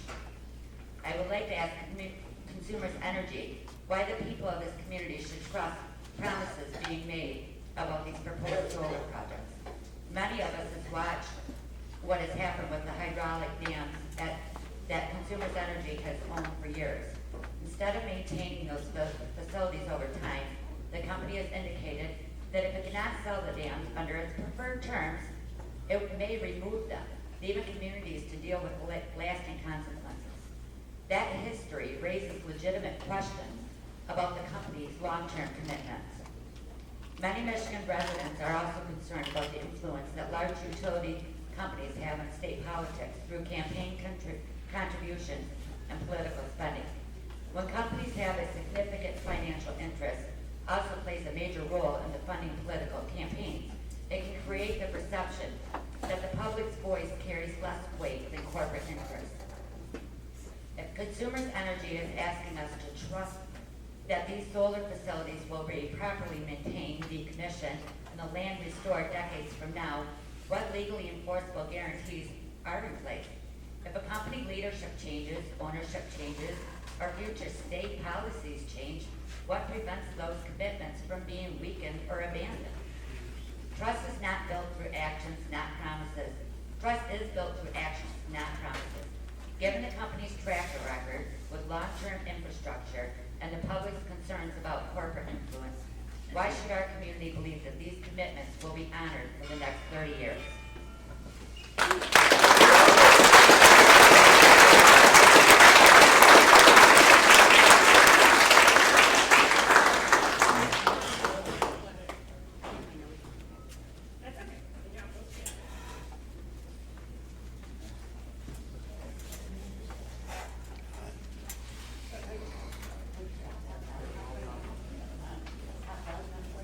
Melissa Upper, Harrisville.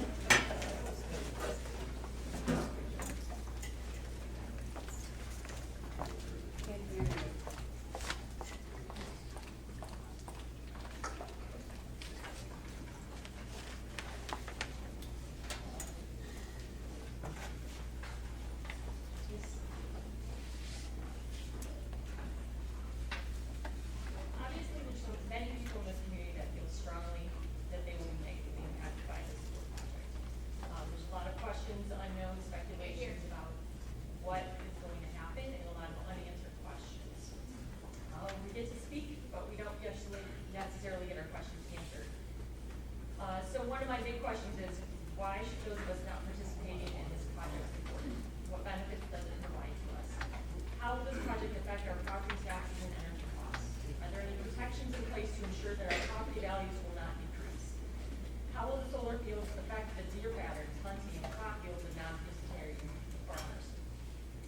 I understand that due to Michigan PA 233, there may be little to no way to stop solar from coming into our township, but we can create ordinances and policies and work with the energy companies to shape it into something that maybe we can make agreeable. I'm asking you to do what you can to ensure that any agreement that's signed with any energy company is as favorable to all of our township residents as possible. Please consider the following. Amending the existing solar ordinance, section 3.22 C2, to be at least as generous or better than that of Augusta Townships, particularly by increasing the property setbacks from 40 and 50 feet to 200 feet from all sides of the residential property lines and road right-of-ways. Having an impartial third-party legal firm review the documentation and agreements to ensure that the township is not being taken advantage of and what is promised will actually be delivered. Conduct or locate truly impartial third-party studies that address the effect of large-scale solar farms on property values in very rural areas, not suburban, and the effects on deer populations, hunting, and crop destruction. Has there been any consultation with the DNR, U.S. Fish and Wildlife Service, or USDA on this project? I implore you to consider reviewing the DNR's document voluntary best management practice for solar energy and wildlife. It has some really thoughtful ideas around suggestions. Determine if non-participating adjacent property owners can receive some sort of good neighbor agreement to provide property value guarantees or compensation for potential impacts, or offer complimentary solar blocks to help offset the cost of their electric. Also note, the vegetative screening grass proposed does not meet ordinance section 3.22 C4, as it is not a native plant species. While it's not invasive, it is not native as specified in the ordinance. Additional concerns that I have is, at what point will the township say we have enough solar? Will it continue to grow and expand as long as there's an interest from an energy company and willing landowners? The already approved portion of Augusta Township solar project will produce more energy than needed for all the residents of Alcona County. Haven't we done more than our fair share? Please don't rush this process. Let's make sure that we take the best possible course of action to support the entire community and all of our residents are protected in the way possible.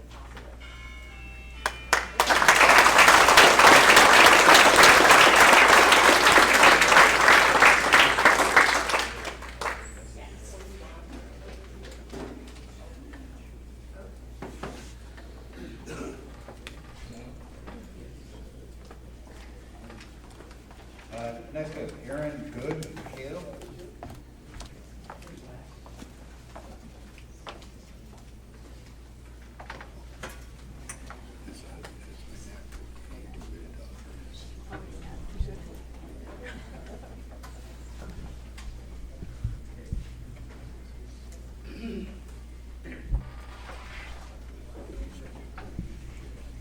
Okay, I just have some simple questions about like how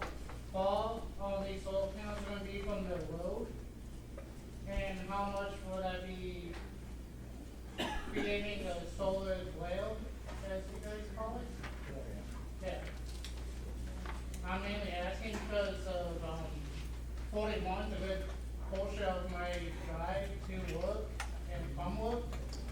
And it seems like I'm just concerned about the soil aspect.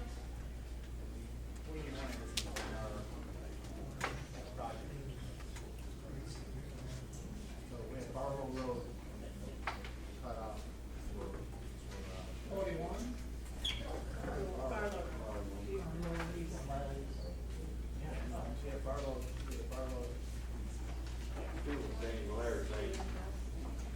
Yeah, but I looked at the map and it shows that this portion of 40 on my jail road, I mean. Because the map shows the footprint of the whole project, not just Harrisville, so you're right, it's Guston and Harrisville. So F41 is included, it just is not Harrisville. Well, I know, but I'm saying that's my route to work and from work, and I'm concerned about the solar glare. And I'm also wondering how all those panels are gonna be from the road themselves.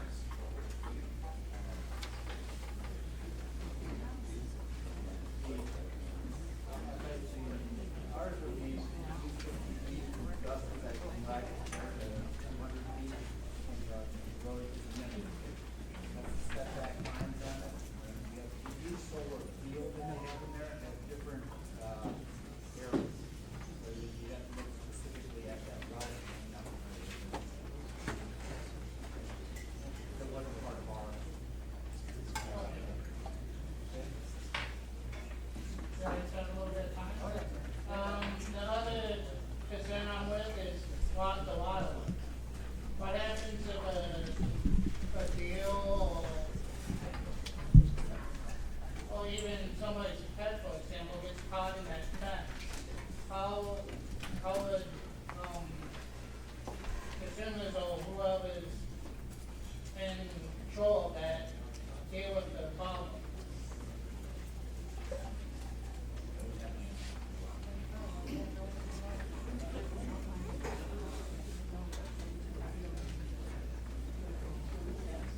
And then, if something happens to the fencing and all the panels, do they pay for the panels also?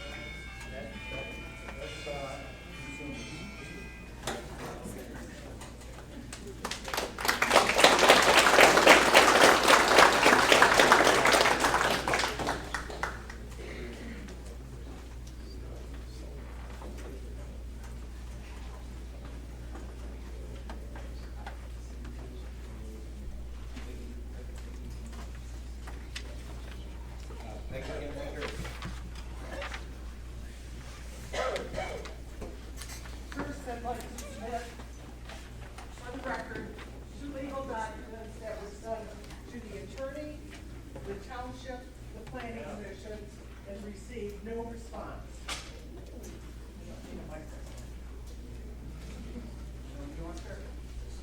Let's go. I have a serious legal concern that Randy Thompson, no, it's part of the planning commission. Yes, it is, it's part of the factor finding. Excuse me, you were asked to have a seat at the table and address your comments to the board, please. Okay, thank you. All right, my apologies. Okay, I have a serious legal concern that Randy Thompson served on the planning commission illegally for multiple years. The appropriate authority should review actions taken during that period for validity and legal effect and recommend corrective action before any further action is taken by this commission. The issue before us is simple. The fact of fine cannot be approached in a piecemeal fashion. A partial plan is not a complete plan, and the draft response is not a reliable safeguard. When the public is asked to accept promises instead of finished protections, they're being asked to accept risk without accountability. Think about it this way. If you come to a red light, stop, and then proceed forward, that does not end at the first step. You do not get to say the rest is an unnecessary detail to proceed. Every requirement matters because every requirement exists for a reason. If an ambulance arrived at the scene of an accident, no one would be comfortable that the crew was relying on preliminary policy or a draft response plan. In an emergency, language matters. Preparation matters. A complete plan matters. Yet this is the kind of incomplete language being relied on here. The same problem arises with the SWPP. If multiple separately fenced areas are being managed, then the public deserves to know how all those areas will be protected under one real enforceable plan. We should not be told to trust a plan that has not been fully developed and the impacts are already being justified. We are also being told that some fencing is removed, some materials may be cut below ground, some things may be simply left behind. That is not a standard, that is not clarity. No one would buy a product that said some items included. Finally, this plan is here to focus narrowly on what serves the solar project while ignoring the broader property, the surrounding land, and protections such as wetland safeguards. This is not a comprehensive review. It is the equivalent of inspecting the electrical in a home and assuming that the house and garage are compliant. I'm asking this body to require a complete, total, impartial, enforceable plan before moving forward. Not a draft, not partial language, not assumptions. The land, the law, and the public deserve more than piecemeal answers, and they certainly don't deserve to bear the responsibility of 15,000 homes. Thanks.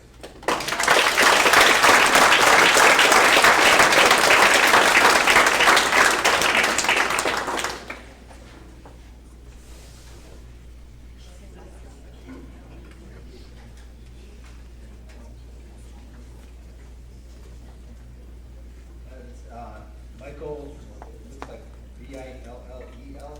That's close enough. Get up here if you'd like to have your correct spelling for that. It's Belial, legal, it's good enough. Appreciate it. V-I-L-L-E-L. V-I-L-L-I-E-L. Oh, I-E-L, okay, got it. You did a tough job, buddy. So anyway, Mike Belial, I'm actually at the Mankato address, Harrisville Township. A lot of great things have been said here tonight. I can't appreciate enough the folks that have stood up here and said some amazing things. I want to read kind of a quote here real quick. Do you have any idea how much diesel they have to burn to mix concrete or make that steel? Or haul this blank out here and put it together with a 450-foot crane? You want to guess how much oil it takes to lubricate that effing thing or winterize it? In its 20-year lifespan, it won't offset the carbon footprint of making it. And don't get me started on solar panels and the lithium in your Tesla battery. You know who said that? Hank Hunt on Landman. Okay, so what's interesting is even Hollywood recognizes the woke agenda of what's going on out there when it comes to renewable energies, right? I appreciate that because there's a place for it, but I work in manufacturing. E-mobility was a big push for the last several years with the administration that left the White House. Our governor is the same way. Fundamentally, what's happened has been a dynamic shift in the last year and a half away from e-mobility because it doesn't work. The longevity of it just doesn't meet the customer, the consumer demand. Similarly, you got the same thing going on with solar panels, right? You got to look at the fact that when you look at the capacity factor, what they're looking to build, what is it, 20, 25%, 30%? What's the analytical studies that have been done regarding the fact of the matter, how much sun is actually seen in this area? What does that mean with weather impact? What's the historical trends? How does it impact the ability for the solar panels to actually absorb enough of the light from the sun to generate that capacity factor when it's all said and done? That's a big risk when you talk about what we have to understand. I think there needs to be more study. You as a committee need to understand that. You need to take the time to, don't pull Pelosi on us and not read the bill. We don't care what's in it. You got to read what's been presented to you when it's all said and done. You owe it to yourselves, you owe it to our community, and it's important understanding. And solar, I mean, consumers need to do a better job of making sure that what they presented to us verbally in their presentation sounds good when you think about it, but at the end of the day, there's data in the draft proposal that needs to be reviewed and better understood. A lot of folks stepped up here for good technical information. I think that's a big part of this, for you guys to be able to understand, take a step back, take a breath, and understand what that impact would be to our community, and really what is solar going to provide when it's all said and done. One other thing to take into consideration on the wildlife side of it is, as we enclose thousands and thousands of acres, we got a bovine tuberculosis issue in northeast Michigan. That's going to eliminate grazing ground when it's all said and done and force the deer to concentrate in more localized areas. So what's going to happen with that, or CWD potentially if that ever came here? There's a lot of things to take into consideration, and a moratorium would be the best thing you guys can do to serve our community and do the right thing for the people in this township, in these townships. Thank you very much.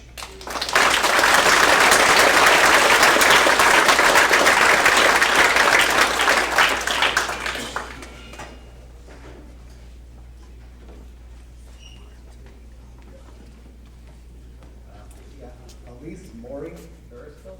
That's it.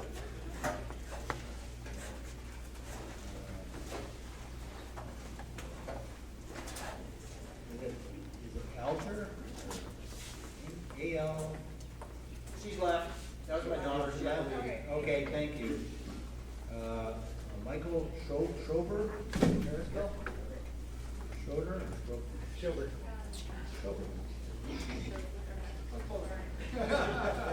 Don't worry, everybody gets it wrong. So,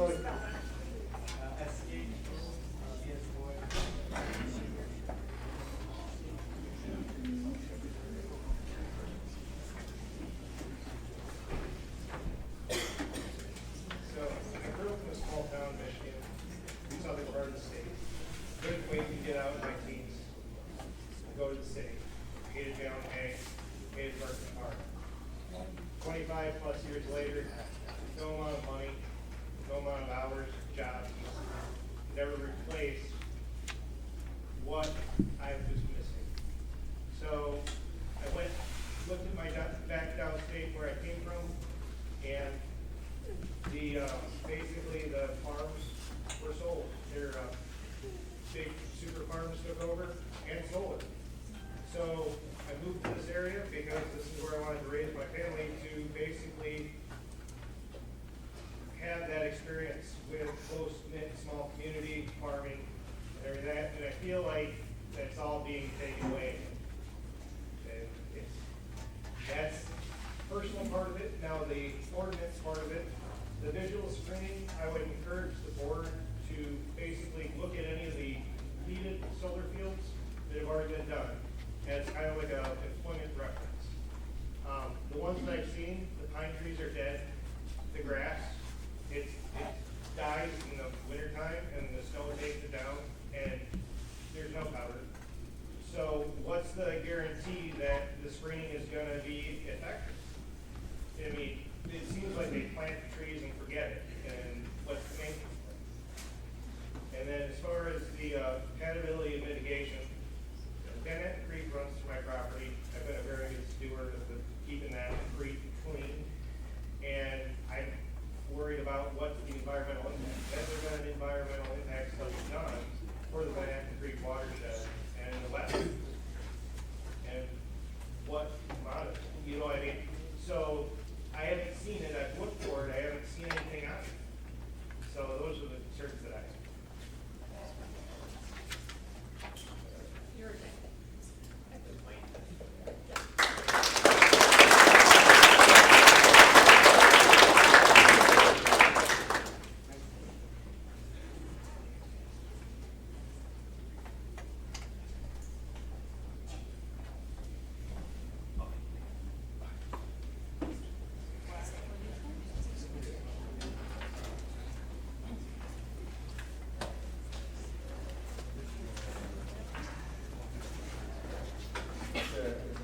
Wanamaker or Joanne from Harrisville, John Maker, they getting close to anything? I have all. So doctor's print, you know how that is. John, is that yours? Wow.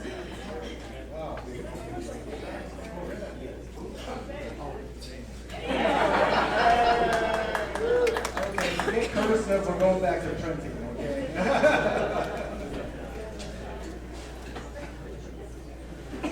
My name is John McMaster. I'm in Harrisville Township. I've lived here and farming here for 150 years. Fixed fence, moved cattle today. Also, when I got moving hay and working on the farm, on the county position, that most of you know that. One thing that really troubles me about this plan is these are 4,000 acres of highly productive agricultural land. We are stewards. You know, in this journey we have, it's short of our pilgrims, and we're stewards of the land. And there's one thing that's irreducible truth, that every single person in this room, every single person that's ever been, or ever will be, has to have 2,000 to 2,200 calories of energy per day. They have to have 40 grams of protein per day, or they're malnourished and will die. So, the reason we have had the zoning rule in Harrisville Township across the country is to protect a resource that is valuable. I mean, AI may make some imaginary friend tell us the population of Captain do, but it will never make 2,000 calories or 40 grams of protein. No. In our family farm, economics of this are interesting. This actually went before the people of Michigan in 2012. It was a ballot initiative, 2012.3. We voted against this stuff. 62% of us voted it down. And you know who spent millions of dollars opposing this kind of project? Consumers' power. Consumers' power. They said it was impractical, economically unviable. You know, 3 of my brothers took the inherited part of the land that parents gave to us, and they've cooperated with this kind of work. My brothers are wealthy, and they have not lived in Oklahoma County for 50 years. Tens of millions of dollars will go into their bank accounts on the East Coast, in other parts, and you know who will pay for that? You will pay for that. The ratepayers will pay for that. There's no other place that money's coming from. This is a small handful of people who will become very, very rich at your expense. This is a case of a massive transfer of wealth from people of modest means to people who really are very well off by far, and many of them are absentee landlords. So please don't feel that it's futile, that you're powerless. What we're counting on is people like Kate McMaster and Elena Dunlos who need these people to return to work. Thank you very much.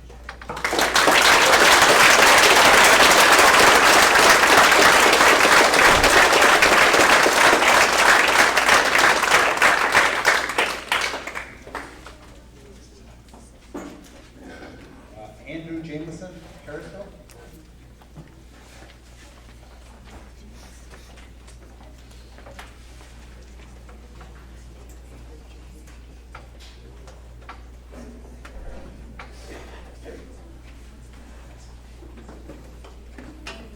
My name is Andrew Jameson. I'm a lifetime resident of Oklahoma County and Harrisville Township. I want to thank you for listening to our comments tonight.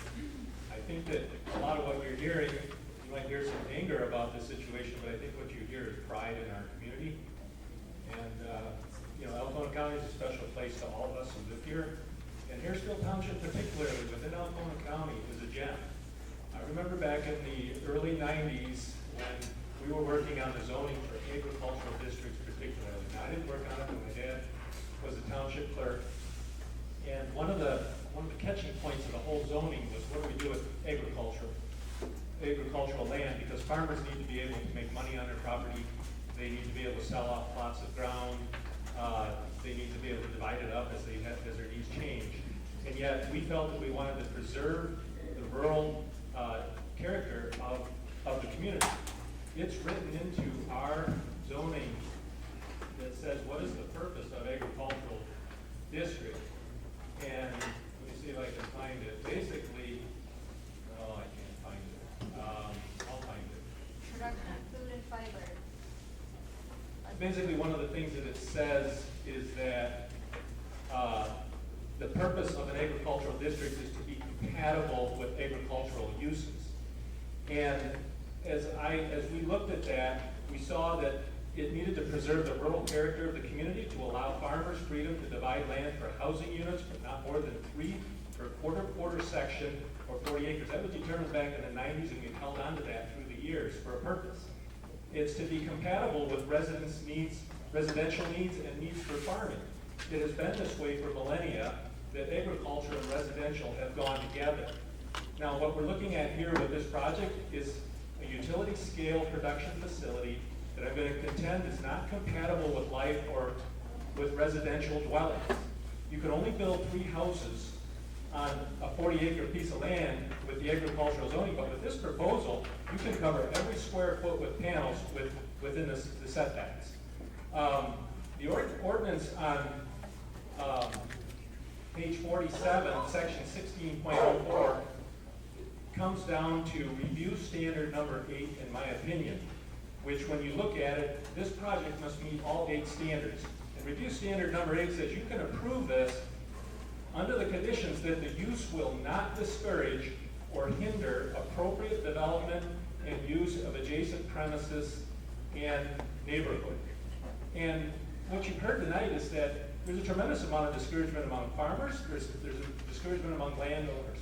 And I just ask that you would consider to do a 1-year moratorium or something, to take more public comment, to represent us so that you have an out, and we will back you up all the way to the state as a community, and we would just appreciate you standing.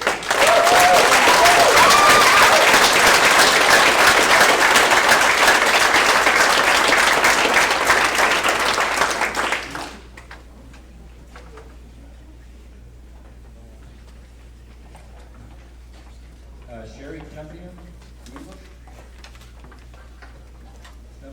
Stempia. I'm actually Makita.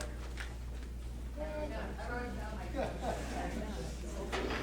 I don't do that, that's fine. Hi guys, my name is Sherry. I was born in Detroit. I was raised in Farmington Hills. We moved up here 7 years ago to escape the I-69 corridor. We lived in the thumb by I-69. That's a big expansion that is going to make it, instead of a rural area, into a very industrialized area. Ironically, it was our dream to move here. We live on 80 acres. We also own property in Greenbush and property in Guston Township, and again, commercial property that is not getting any money from consumers. We moved here, it was a dream come true to live here. We love the lakes, the forests, the streams. It's a beautiful area, and we feel very privileged to live here. And I feel like our dream is going down the toilet. I'm ashamed that I didn't know about this going on. It's been going on a long time. We've just heard about it recently. I know that Township changed their ordinance in 2023. The people signed over their land in 2022. So it's been going on a long time, and I feel like, I know this has probably been in little papers and stuff like that. I wish that this was more known by the community. Obviously, we're very against it. And I wanted to know about the groundwater testing. Why is no groundwater testing being done? It's ordinance 83.22C.18. There should be runoff studies. There should be groundwater testing before installation, after installation, during.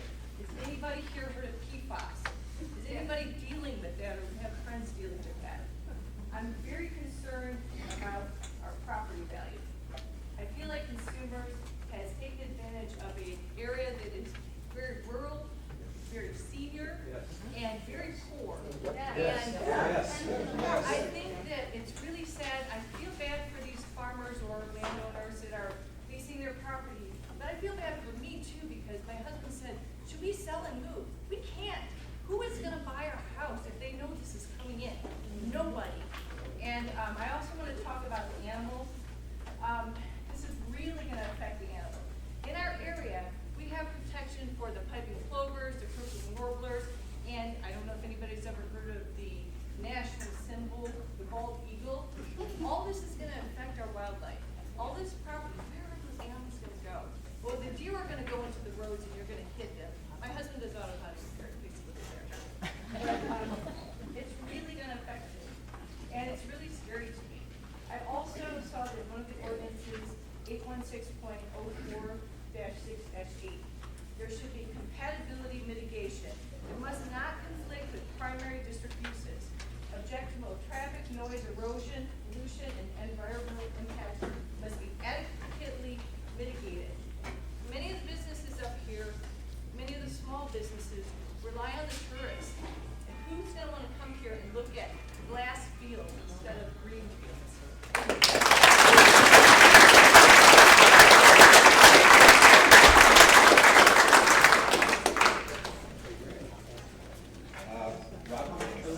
Harrisville Township? I think I can stay here. I think, everybody hear me, Coach? Yes. I think these two young individuals over here did a brilliant job of laying out that you have valid legal reasons to deny consumers' requests. I wanted to talk about something that's maybe not as legal, but more common sense. And it's the idea that somebody who has their own private property can do whatever they want with it. That's not the case in our society. There's zoning laws, there's nuisance laws, there's safety ordinances, there's environmental ordinances. You can't just do with your property whatever you want. If I want to do an industrial scale pig farm on my property, I can't do that. Why? Because there's zoning laws to protect my neighbor's pursuit of happiness. That's a word, Declaration of Independence. Maybe we don't hear it so much. Life, liberty, and the pursuit of happiness. I'm going to assure you that this project would interfere with my pursuit of happiness. And I have a feeling it would interfere with 98% of the people in this room, their pursuit of happiness. How does that apply to you? Do you all have reason to think that there's a bunch of people out there that this would add to their pursuit of happiness, or they would be in favor of that? If not, I think it's clear here you have the support of the public. And the support of the public can make all the difference when you're dealing with a consumer's moneyed corporate interest. So if people in this room agree with me and that these people have doubt that the public is on their side, maybe people would decide to stand up and let them know who here is in favor and who is against.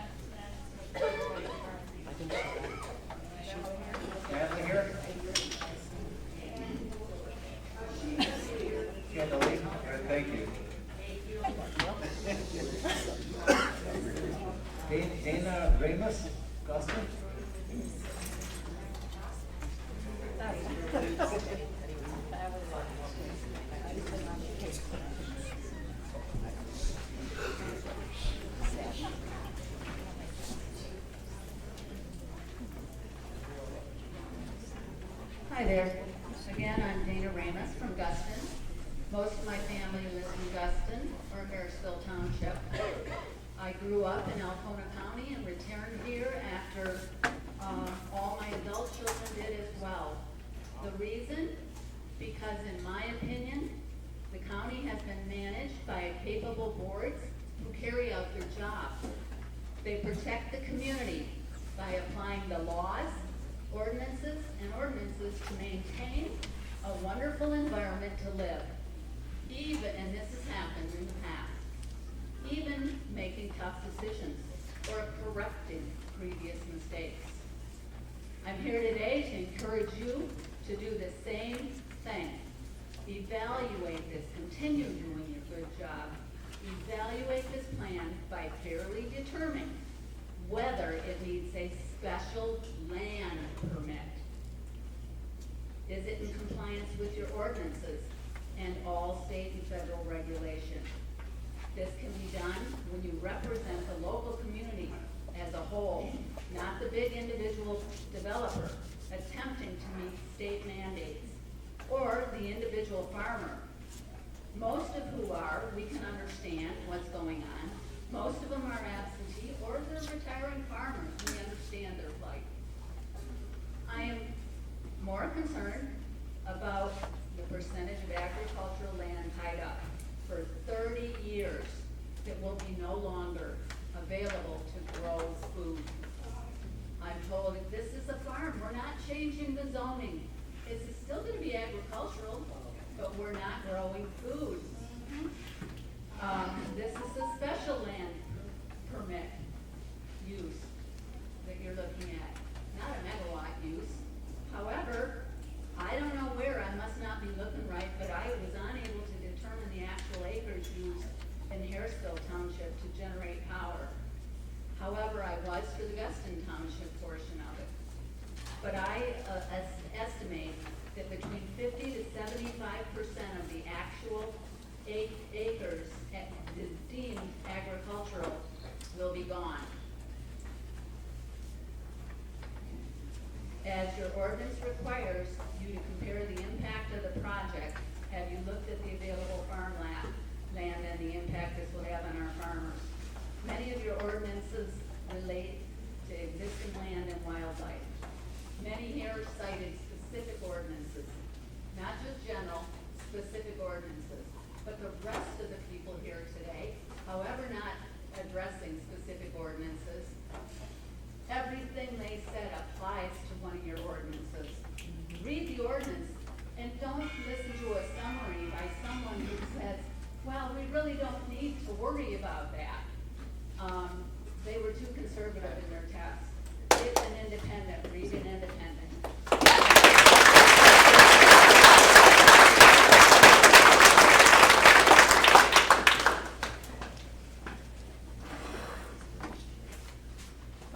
We have Rachel Summers, Harrisville.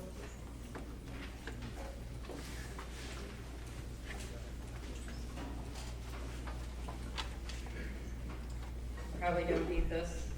Many of the ones that spoke earlier that did such a great job. I hate to follow, I taught them in school and I cannot speak as well as some of them did. Okay, I'm Rachel Summers, I live in Harrisville Township. My family has lived in Alcona County forever. I am going to say the same sentiments that a lot of other people have said. As a board, just please listen to the fact that this should only be passed if every ordinance is met. And the examples that have been given of things that are not fully developed in the plan or could be made better in the plan are all that we're asking for. I'm going to kind of briefly go through because I put check marks next to everything and everyone hit all the ones that I had to check mark. The solar glare, the ordinance says there will not be any. The plan shows at least one consequential occurrence of glare.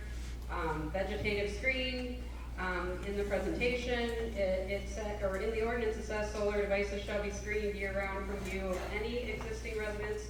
Screening shall be installed which screens the facility fully from view from the time of planting or installation.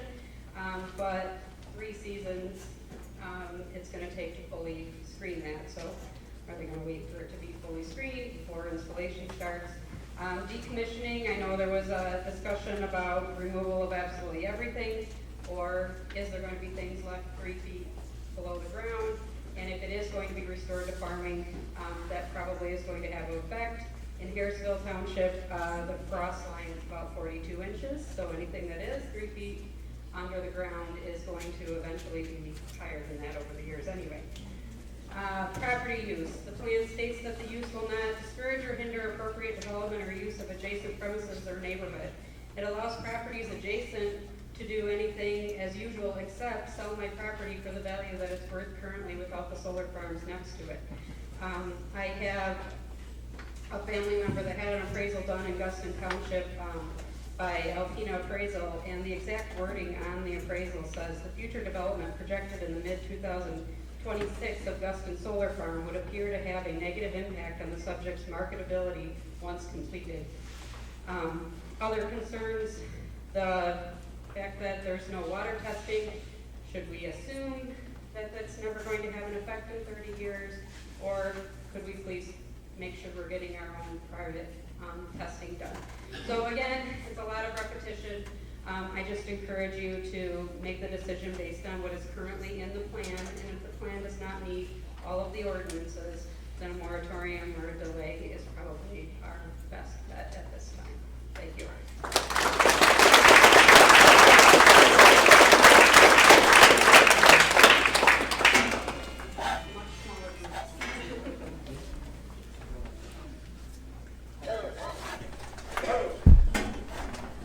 Jason Summers.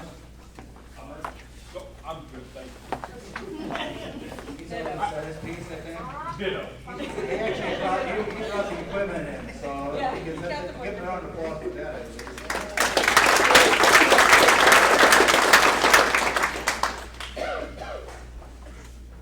All right. Dale, is it Dale Deller?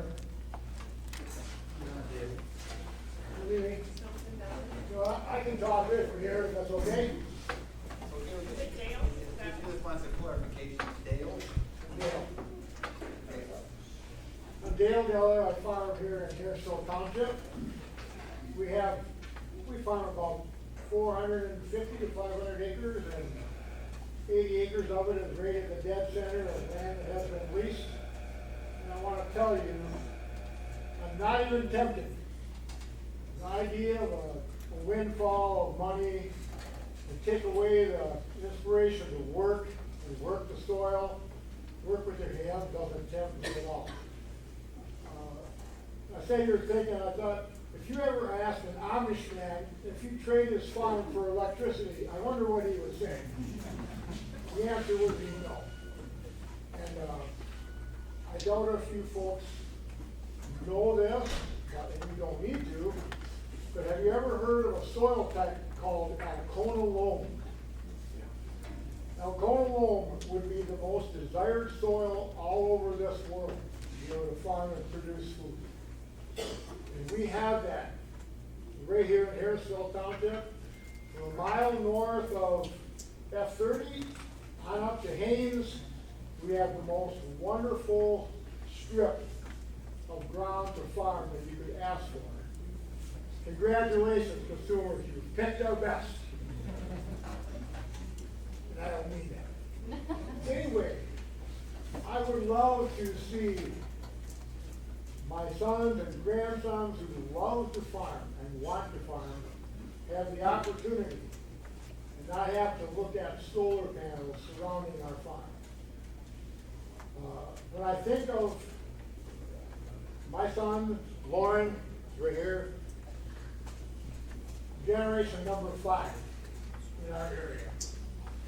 When I think of grandfathers before that cleared our land and gave us 20, 40, 80 acre fields without even a tree. That was done by horses and scrapers. Everybody knew how to handle dynamite. They cleared maybe 2 to 5 acres a year and were happy to get the land ready to farm. And I'd love to see that stay that way. You made a remark, I think you're the chairman. You made a remark a few minutes ago, and I appreciated it. It's late, and that you folks are not looking on this issue lightly, that you're giving it a lot of thought. I hope you're listening to everyone tonight. The land is valuable to us to farm, and we'd like to keep it that way. Thank you very much for your time.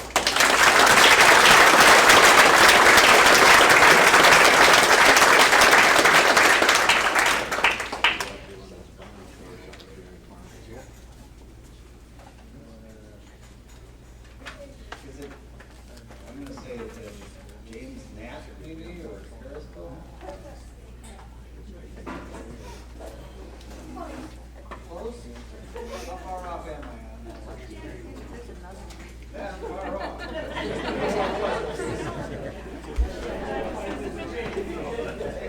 Okay,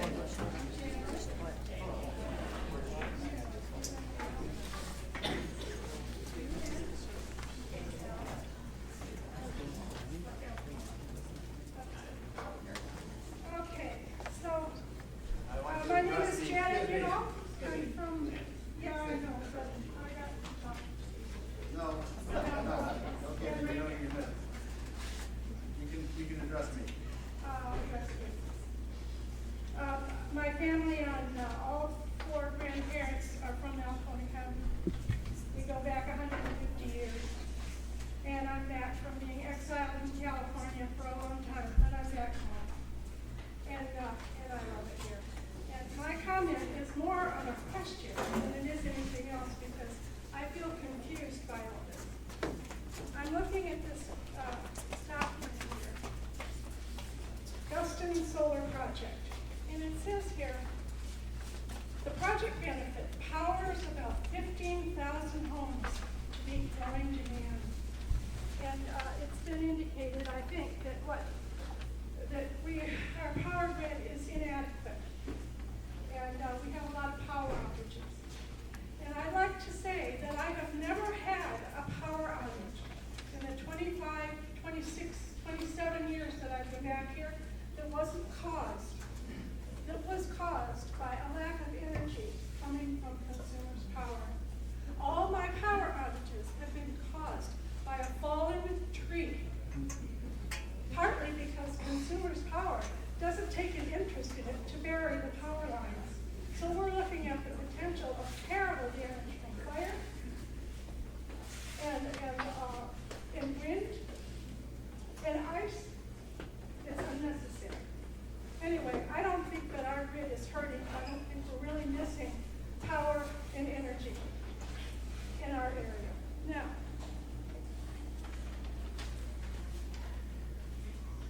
$15,000 homes, and here we are with Harrisville Township having a population of about roughly 1,400 people. Figuring we've got probably 2 people to a home, we're looking at 700 homes in Harrisville Township, roughly, just give or take.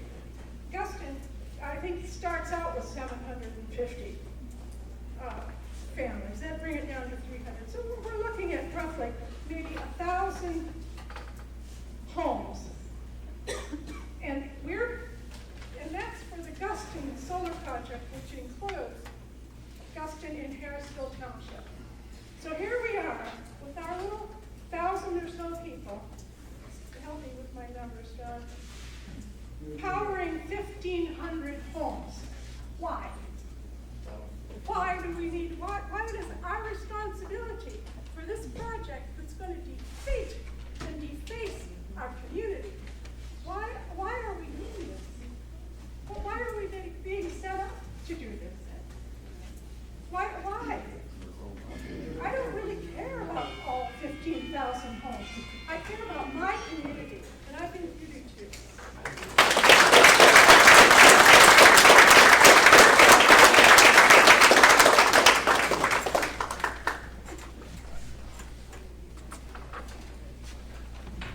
Cindy Leesburg, Augusta.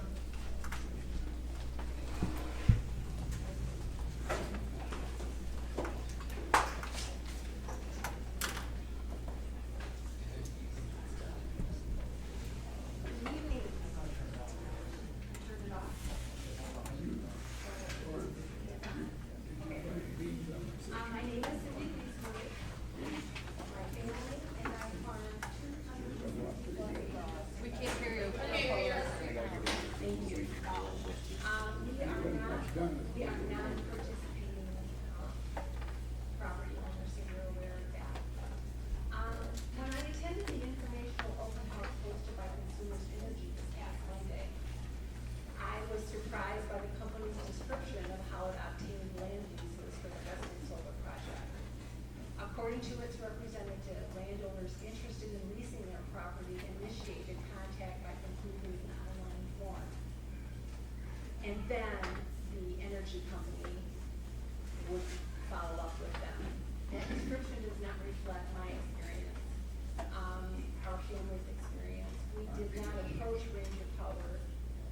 to express any interest in leasing their property.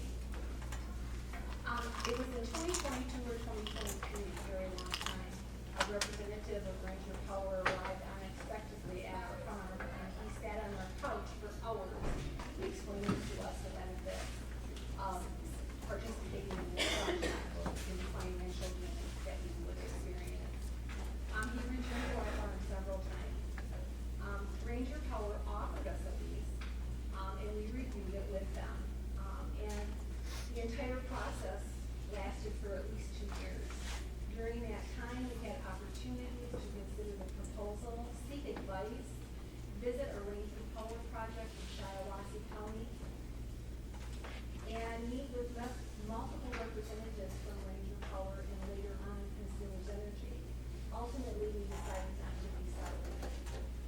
I'm sharing this experience for 2 important facts. First, at least in our case, the leasing process was not initiated by the landowner. We were directly solicited. Second, we were given substantial time, information, and individualized assistance to make an informed decision, seek legal counsel, and negotiate contract terms. I'm also sharing this because the process now being imposed upon planning commissions and non-participating residents is neither fair nor balanced. Participating landowners were given years to consider contracts that would benefit them financially. Yet the people who must live beside this project and the local officials responsible for protecting the entire township are being pressured to make a decision with consequences lasting 30 to 60 years without comparable time, legal guidance, or administrative support. Non-participating residents deserve at least the same degree of consideration that was extended to prospective leaseholders. The planning commission deserves the time, resources necessary to determine whether this application complies fully with every applicable requirement of our current ordinances and whether it will cause undue harm to the people who live here.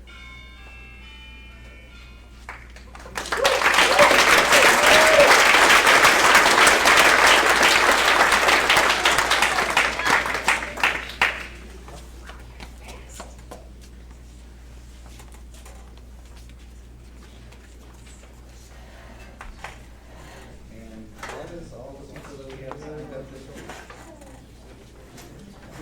You missed me. You missed somebody. Remember that person you didn't know who was on the list? Yeah. They're here. We found them? They're here. Thanks.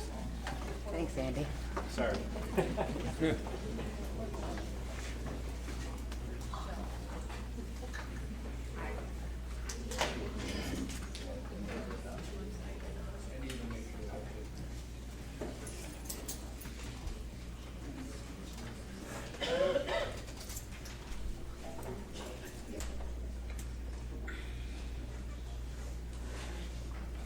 Anyone left this evening? My name is Nicole Johnston, I live in Harrisville Township. We have a bicentennial farm on 72. We've been farming for about 148 years, so that is great. We also want to thank you for your time this evening, for coming out. I would like to ask the board to slow down and to look at these proposals that are being asked. I would like you to have additional steps to protect our ground, protect our air, and to protect our vision of what we are seeing in our community. There are many advancements that are happening in the world of agrovoltaics, which is combining machinery and into solar projects. We have an opportunity now that we can go into that and possibly incorporate those kinds of things into our plans that's happening. I also want to see that on our map, you'll see that there is a approved ground already on this project. Why can we not have this part of it to be approved and then wait on the other areas that are not approved to find out how those are going to be taken care of and how they will affect our area? and then we would be able to proceed with the rest of it, if that would be true. Yes, so the other projects in the other areas, where they have been approved.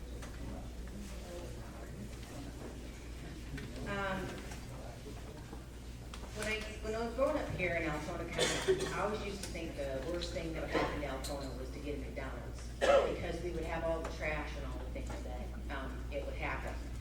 But I want to compliment Consumers Energy on the fact that when they did, come up and they took care of the ice place, of the ice storm, they did do restoration on our parking lot and our fairgrounds. And I do think that if we have the opportunity to present new plans and new opportunities, that they would be able to coincide with us instead of being opposed. I would hope that you guys would take the extra time and to not have this happen in our area. And if you, I have different advancements that could happen, and if I would talk more about it if I could. So, thank you.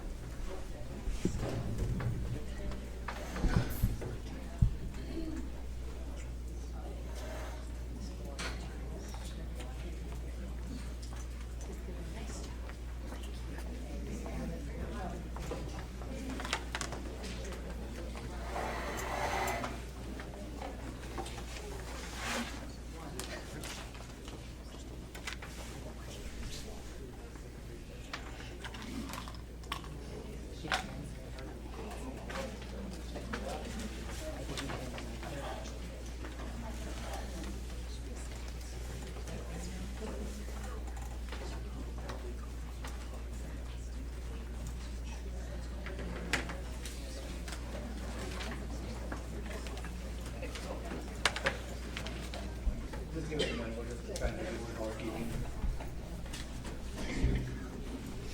Thank you all for your comments and information. And some of the things I said before, we're gonna put up on the site, on the website. The public comment section is closed here. And now we're gonna have the opportunity to sort of have comments and start with some questions that go in here. We're gonna close the meeting at 11, so we're gonna make a decision as to what's gonna go on before 11, because that's gonna be as late as we run. All right, so I just wanted to, Tracy's gonna be the first one to speak. So before we get into the questions, because you all raised a lot of questions and a lot of things that we already had kind of in our minds from reviewing things, but you reinforced those same concerns that we had with the plan. I love that there are so many people out here. I love that so many of you are out here and concerned about this. I want to know where the hell you were a year ago when this ordinance was up for months for public review, and we could have dealt with it, said no, it was all brought up tonight. Then it wasn't. It was advertised for a long time, and it was up for a long time. I know our county has we struggle. We struggle to get information out adequately. Okay, that's fair. You know, the whole county does. But it is frustrating on our behalf, because we worked really hard. We spent over a year and a half researching and writing this sucker. And yeah, you tore it apart, a lot of it. But we would have loved for that input before it became our ordinances. You can always change them. We can. We're here now, so. All right, but at this point, that's not what we're up to tonight. So tonight, we all have, I know we were all, somebody said, please pay attention, don't write. Hey, we were writing questions. We were writing information and ideas, things that you planted that we could ask questions. Because you all don't do that. We have to ask them on your behalf. Okay, so we weren't being disrespectful. We were trying to capture what you were saying so that we can ask those questions. Right? We live here too, we love this place as much as Don't change it, man. All right, so, questions. The biggest one I heard about was screening. And I know you all were hearing the same things we were. And they're very valid. Our ordinances state from state of installation, visually screening. Is there thoughts how that will be addressed? You're gonna fix that in the plan?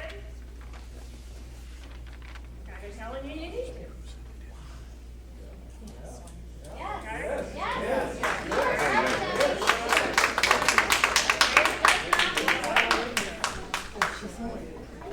I know what. No, what Well, somebody was saying, yeah, we're gonna fix that. Change it to You that. have to follow the ordinance. No, hang on. Okay, so yes, they're saying they're gonna fix that. Are they gonna fix that tonight? Probably No, not. no, no, it's what they applied with. It is not anything what they're going to change. Okay, stop, please Let her- stop. Let her speak, let us ask our questions, we've heard you, we understand, we're trying to take into consideration the things you say, the mechanisms for doing them are things we will work through. Okay, so let her speak and have answers, So, put it in the. yeah. So yes, they're gonna fix it. Are we, so everybody, stop. You're freaking out. Going, okay, so we're just gonna say, yeah, you're gonna fix it. We're gonna prove it tonight. No. We're saying you need to come back with it in writing for us. We're asking them to fix it. That's gonna be in writing. Okay? So don't jump the gun. Don't jump down our throat. Okay? They can't fix that right this instant. They're not gonna be able to rewrite that So right we this shouldn't instant. approve anything if they cannot meet compliance. Yes. We haven't decided on a vote. We're still asking our I know questions. that. So please, hold your comments. We've heard your Public comments, get public comments. All right. So the screening, I know the question came up on native, and I think that is, many of you know me, I'm hardcore environmentalist, and I'm all about native, damn it, native, damn it. But I also am aware, and I've heard from some of our local farmers, that if we put native trees in there, we might be damaging the farmland for future use later. So I need more information on that. And I think that that's a conversation that is open to public opinion on that. That Consumers has an email. If you have suggestions, thoughts about that, send it to them. Okay? What is the email Respond address? in 3 months. Please stop. But don't give us. I listen to you respectfully. Don't give us options that don't work. Let her finish. Okay. If our goal is to move this project forward, and I don't know that it is, well, we definitely want to ensure that that land, if it ends up going into solar, that when that land comes out, that it is ready and able to be farmed again. And if it can't be, then we have serious considerations to think about. All right?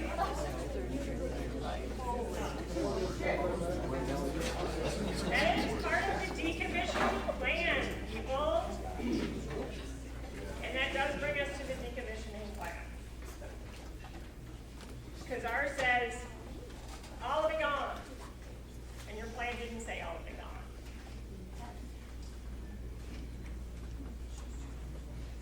So vote.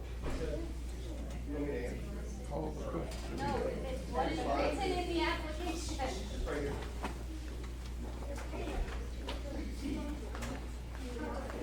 What about water testing? Yeah, so, I mean, if I remember right, when I read that, there was stuff that was left in there. You should just read it. Go ahead. 66%. You got it right? No, there's no 66%.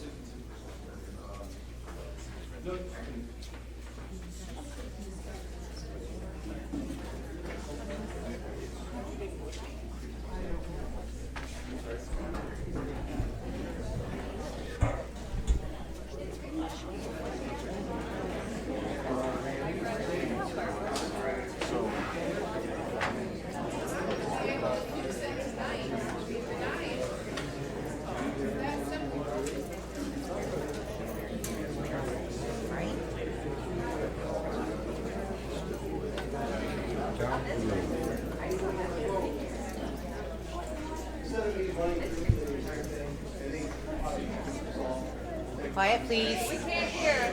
All right, so, like we said, consumers is taking lots of notes on it, so they're gonna take our comments and concerns about the decommissioning plan.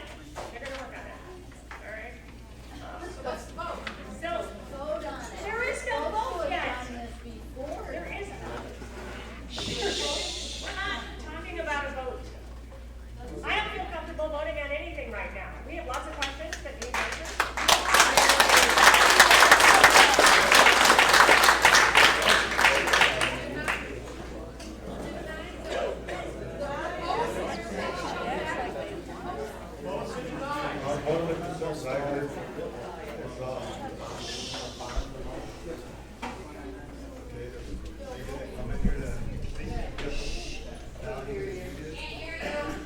I'm sorry, I'm talking with them anyway. I want that addressed.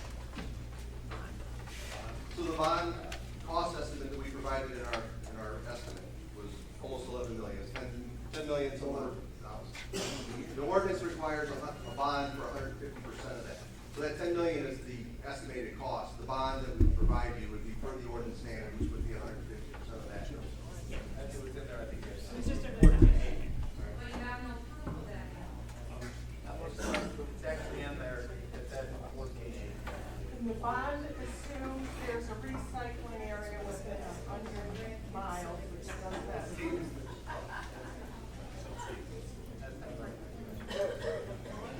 But they don't pollute, so we don't have to. Okay, I have a lot of concerns, which I've already heard. I want to thank everybody for all the hard work you've done and your passion, because we need to know how everybody feels so that we can properly represent all of you. That's so important to everybody on the board. A lot of my concerns have been brought up, but something else that bothers me is some of the terminology. For example, the word assumes, it's been used a total of 16 times. Assuming something does not give me a lot of comfort.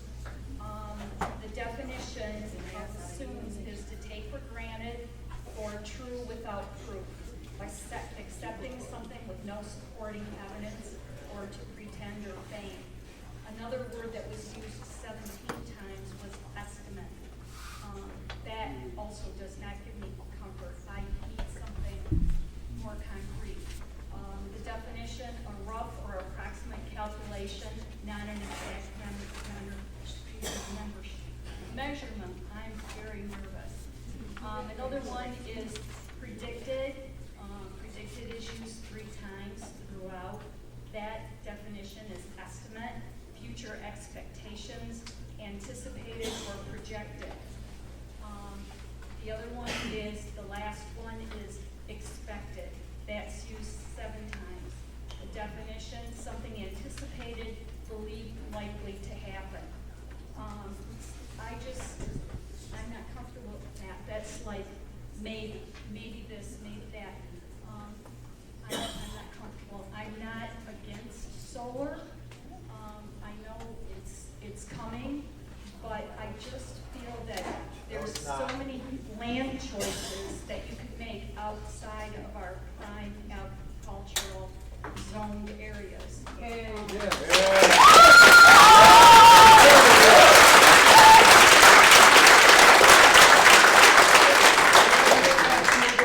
See consumers look outside of our farmland, it's so precious. And we know how the food from Mexico is.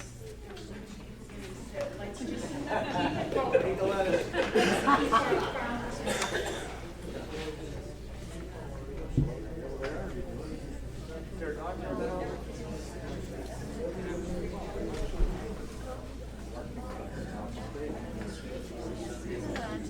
Now we make a motion to deny, reapply.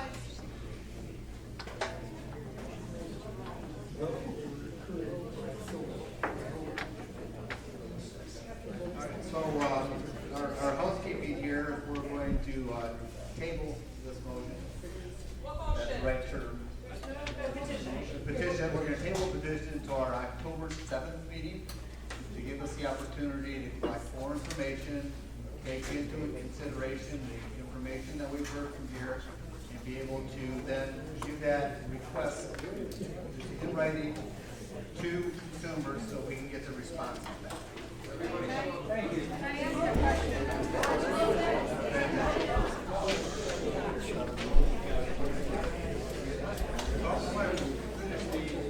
We need to do a housekeeping one time on here. Okay, I just had a question on whether or not that means that you're still gonna be voting on the same application as is, or are they gonna be doing a new application? So we're going to be addressing what we feel are the deficiencies in the application. Wait, that's not answering the question. So- Is it the same application or are they reapplying? I'm sure it's gonna be the same outcome. No, It's okay. So,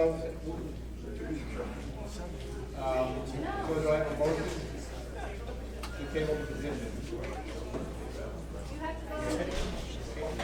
You can vote to deny this one and they can reapply. That's true. The message points to the lawyer to you is that table petition as is written tonight.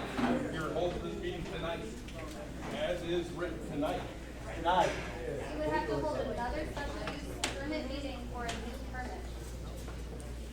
If they add anything to it, is it changed? Give us a moment.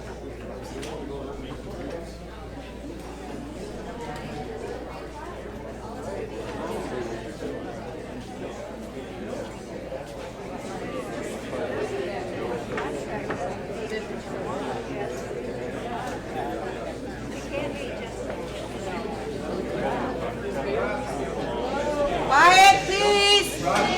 Table the application here. If they choose to withdraw and resubmit, that's going to be up to consumers on that.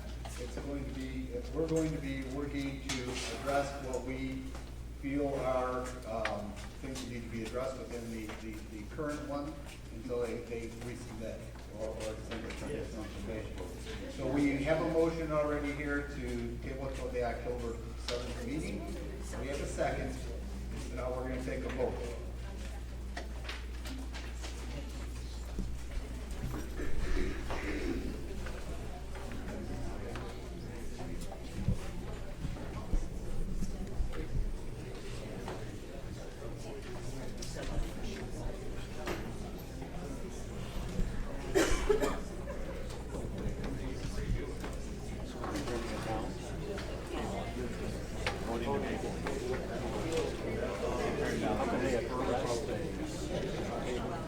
So they can ask questions. And when they come to the say, we've adjusted. Point of order. Point of order. Not on board, you can't do that. Rules of order. We're in the middle of a vote. You have to wait. No motion has been stated. Yes, it has. We didn't hear it. What was the motion? Point of order though, point of information. If you table the motion, that means you kill the motion. You would want to suspend it in order for you to have it again on the October 7th meeting.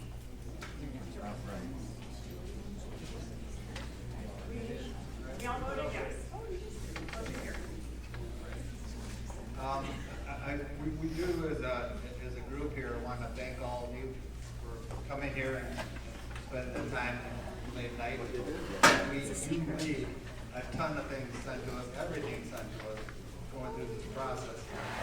We want to say that we're trying to be objective as possible with what we're being given and what we need research. So thank you again for your time. Make a quick suggestion, you guys have tabled this till a later time. You guys do like a little field trip together and go around and look at just how much land this is looking at, not on these pictures. Go and You know, actually look at I've it. been around that entire thing 3 times last week. My wife is wondering where I'm going. Okay? Appreciate your time, I Will. put a GPS tracker on it. I went through every single one of them. Thank you. 3 times.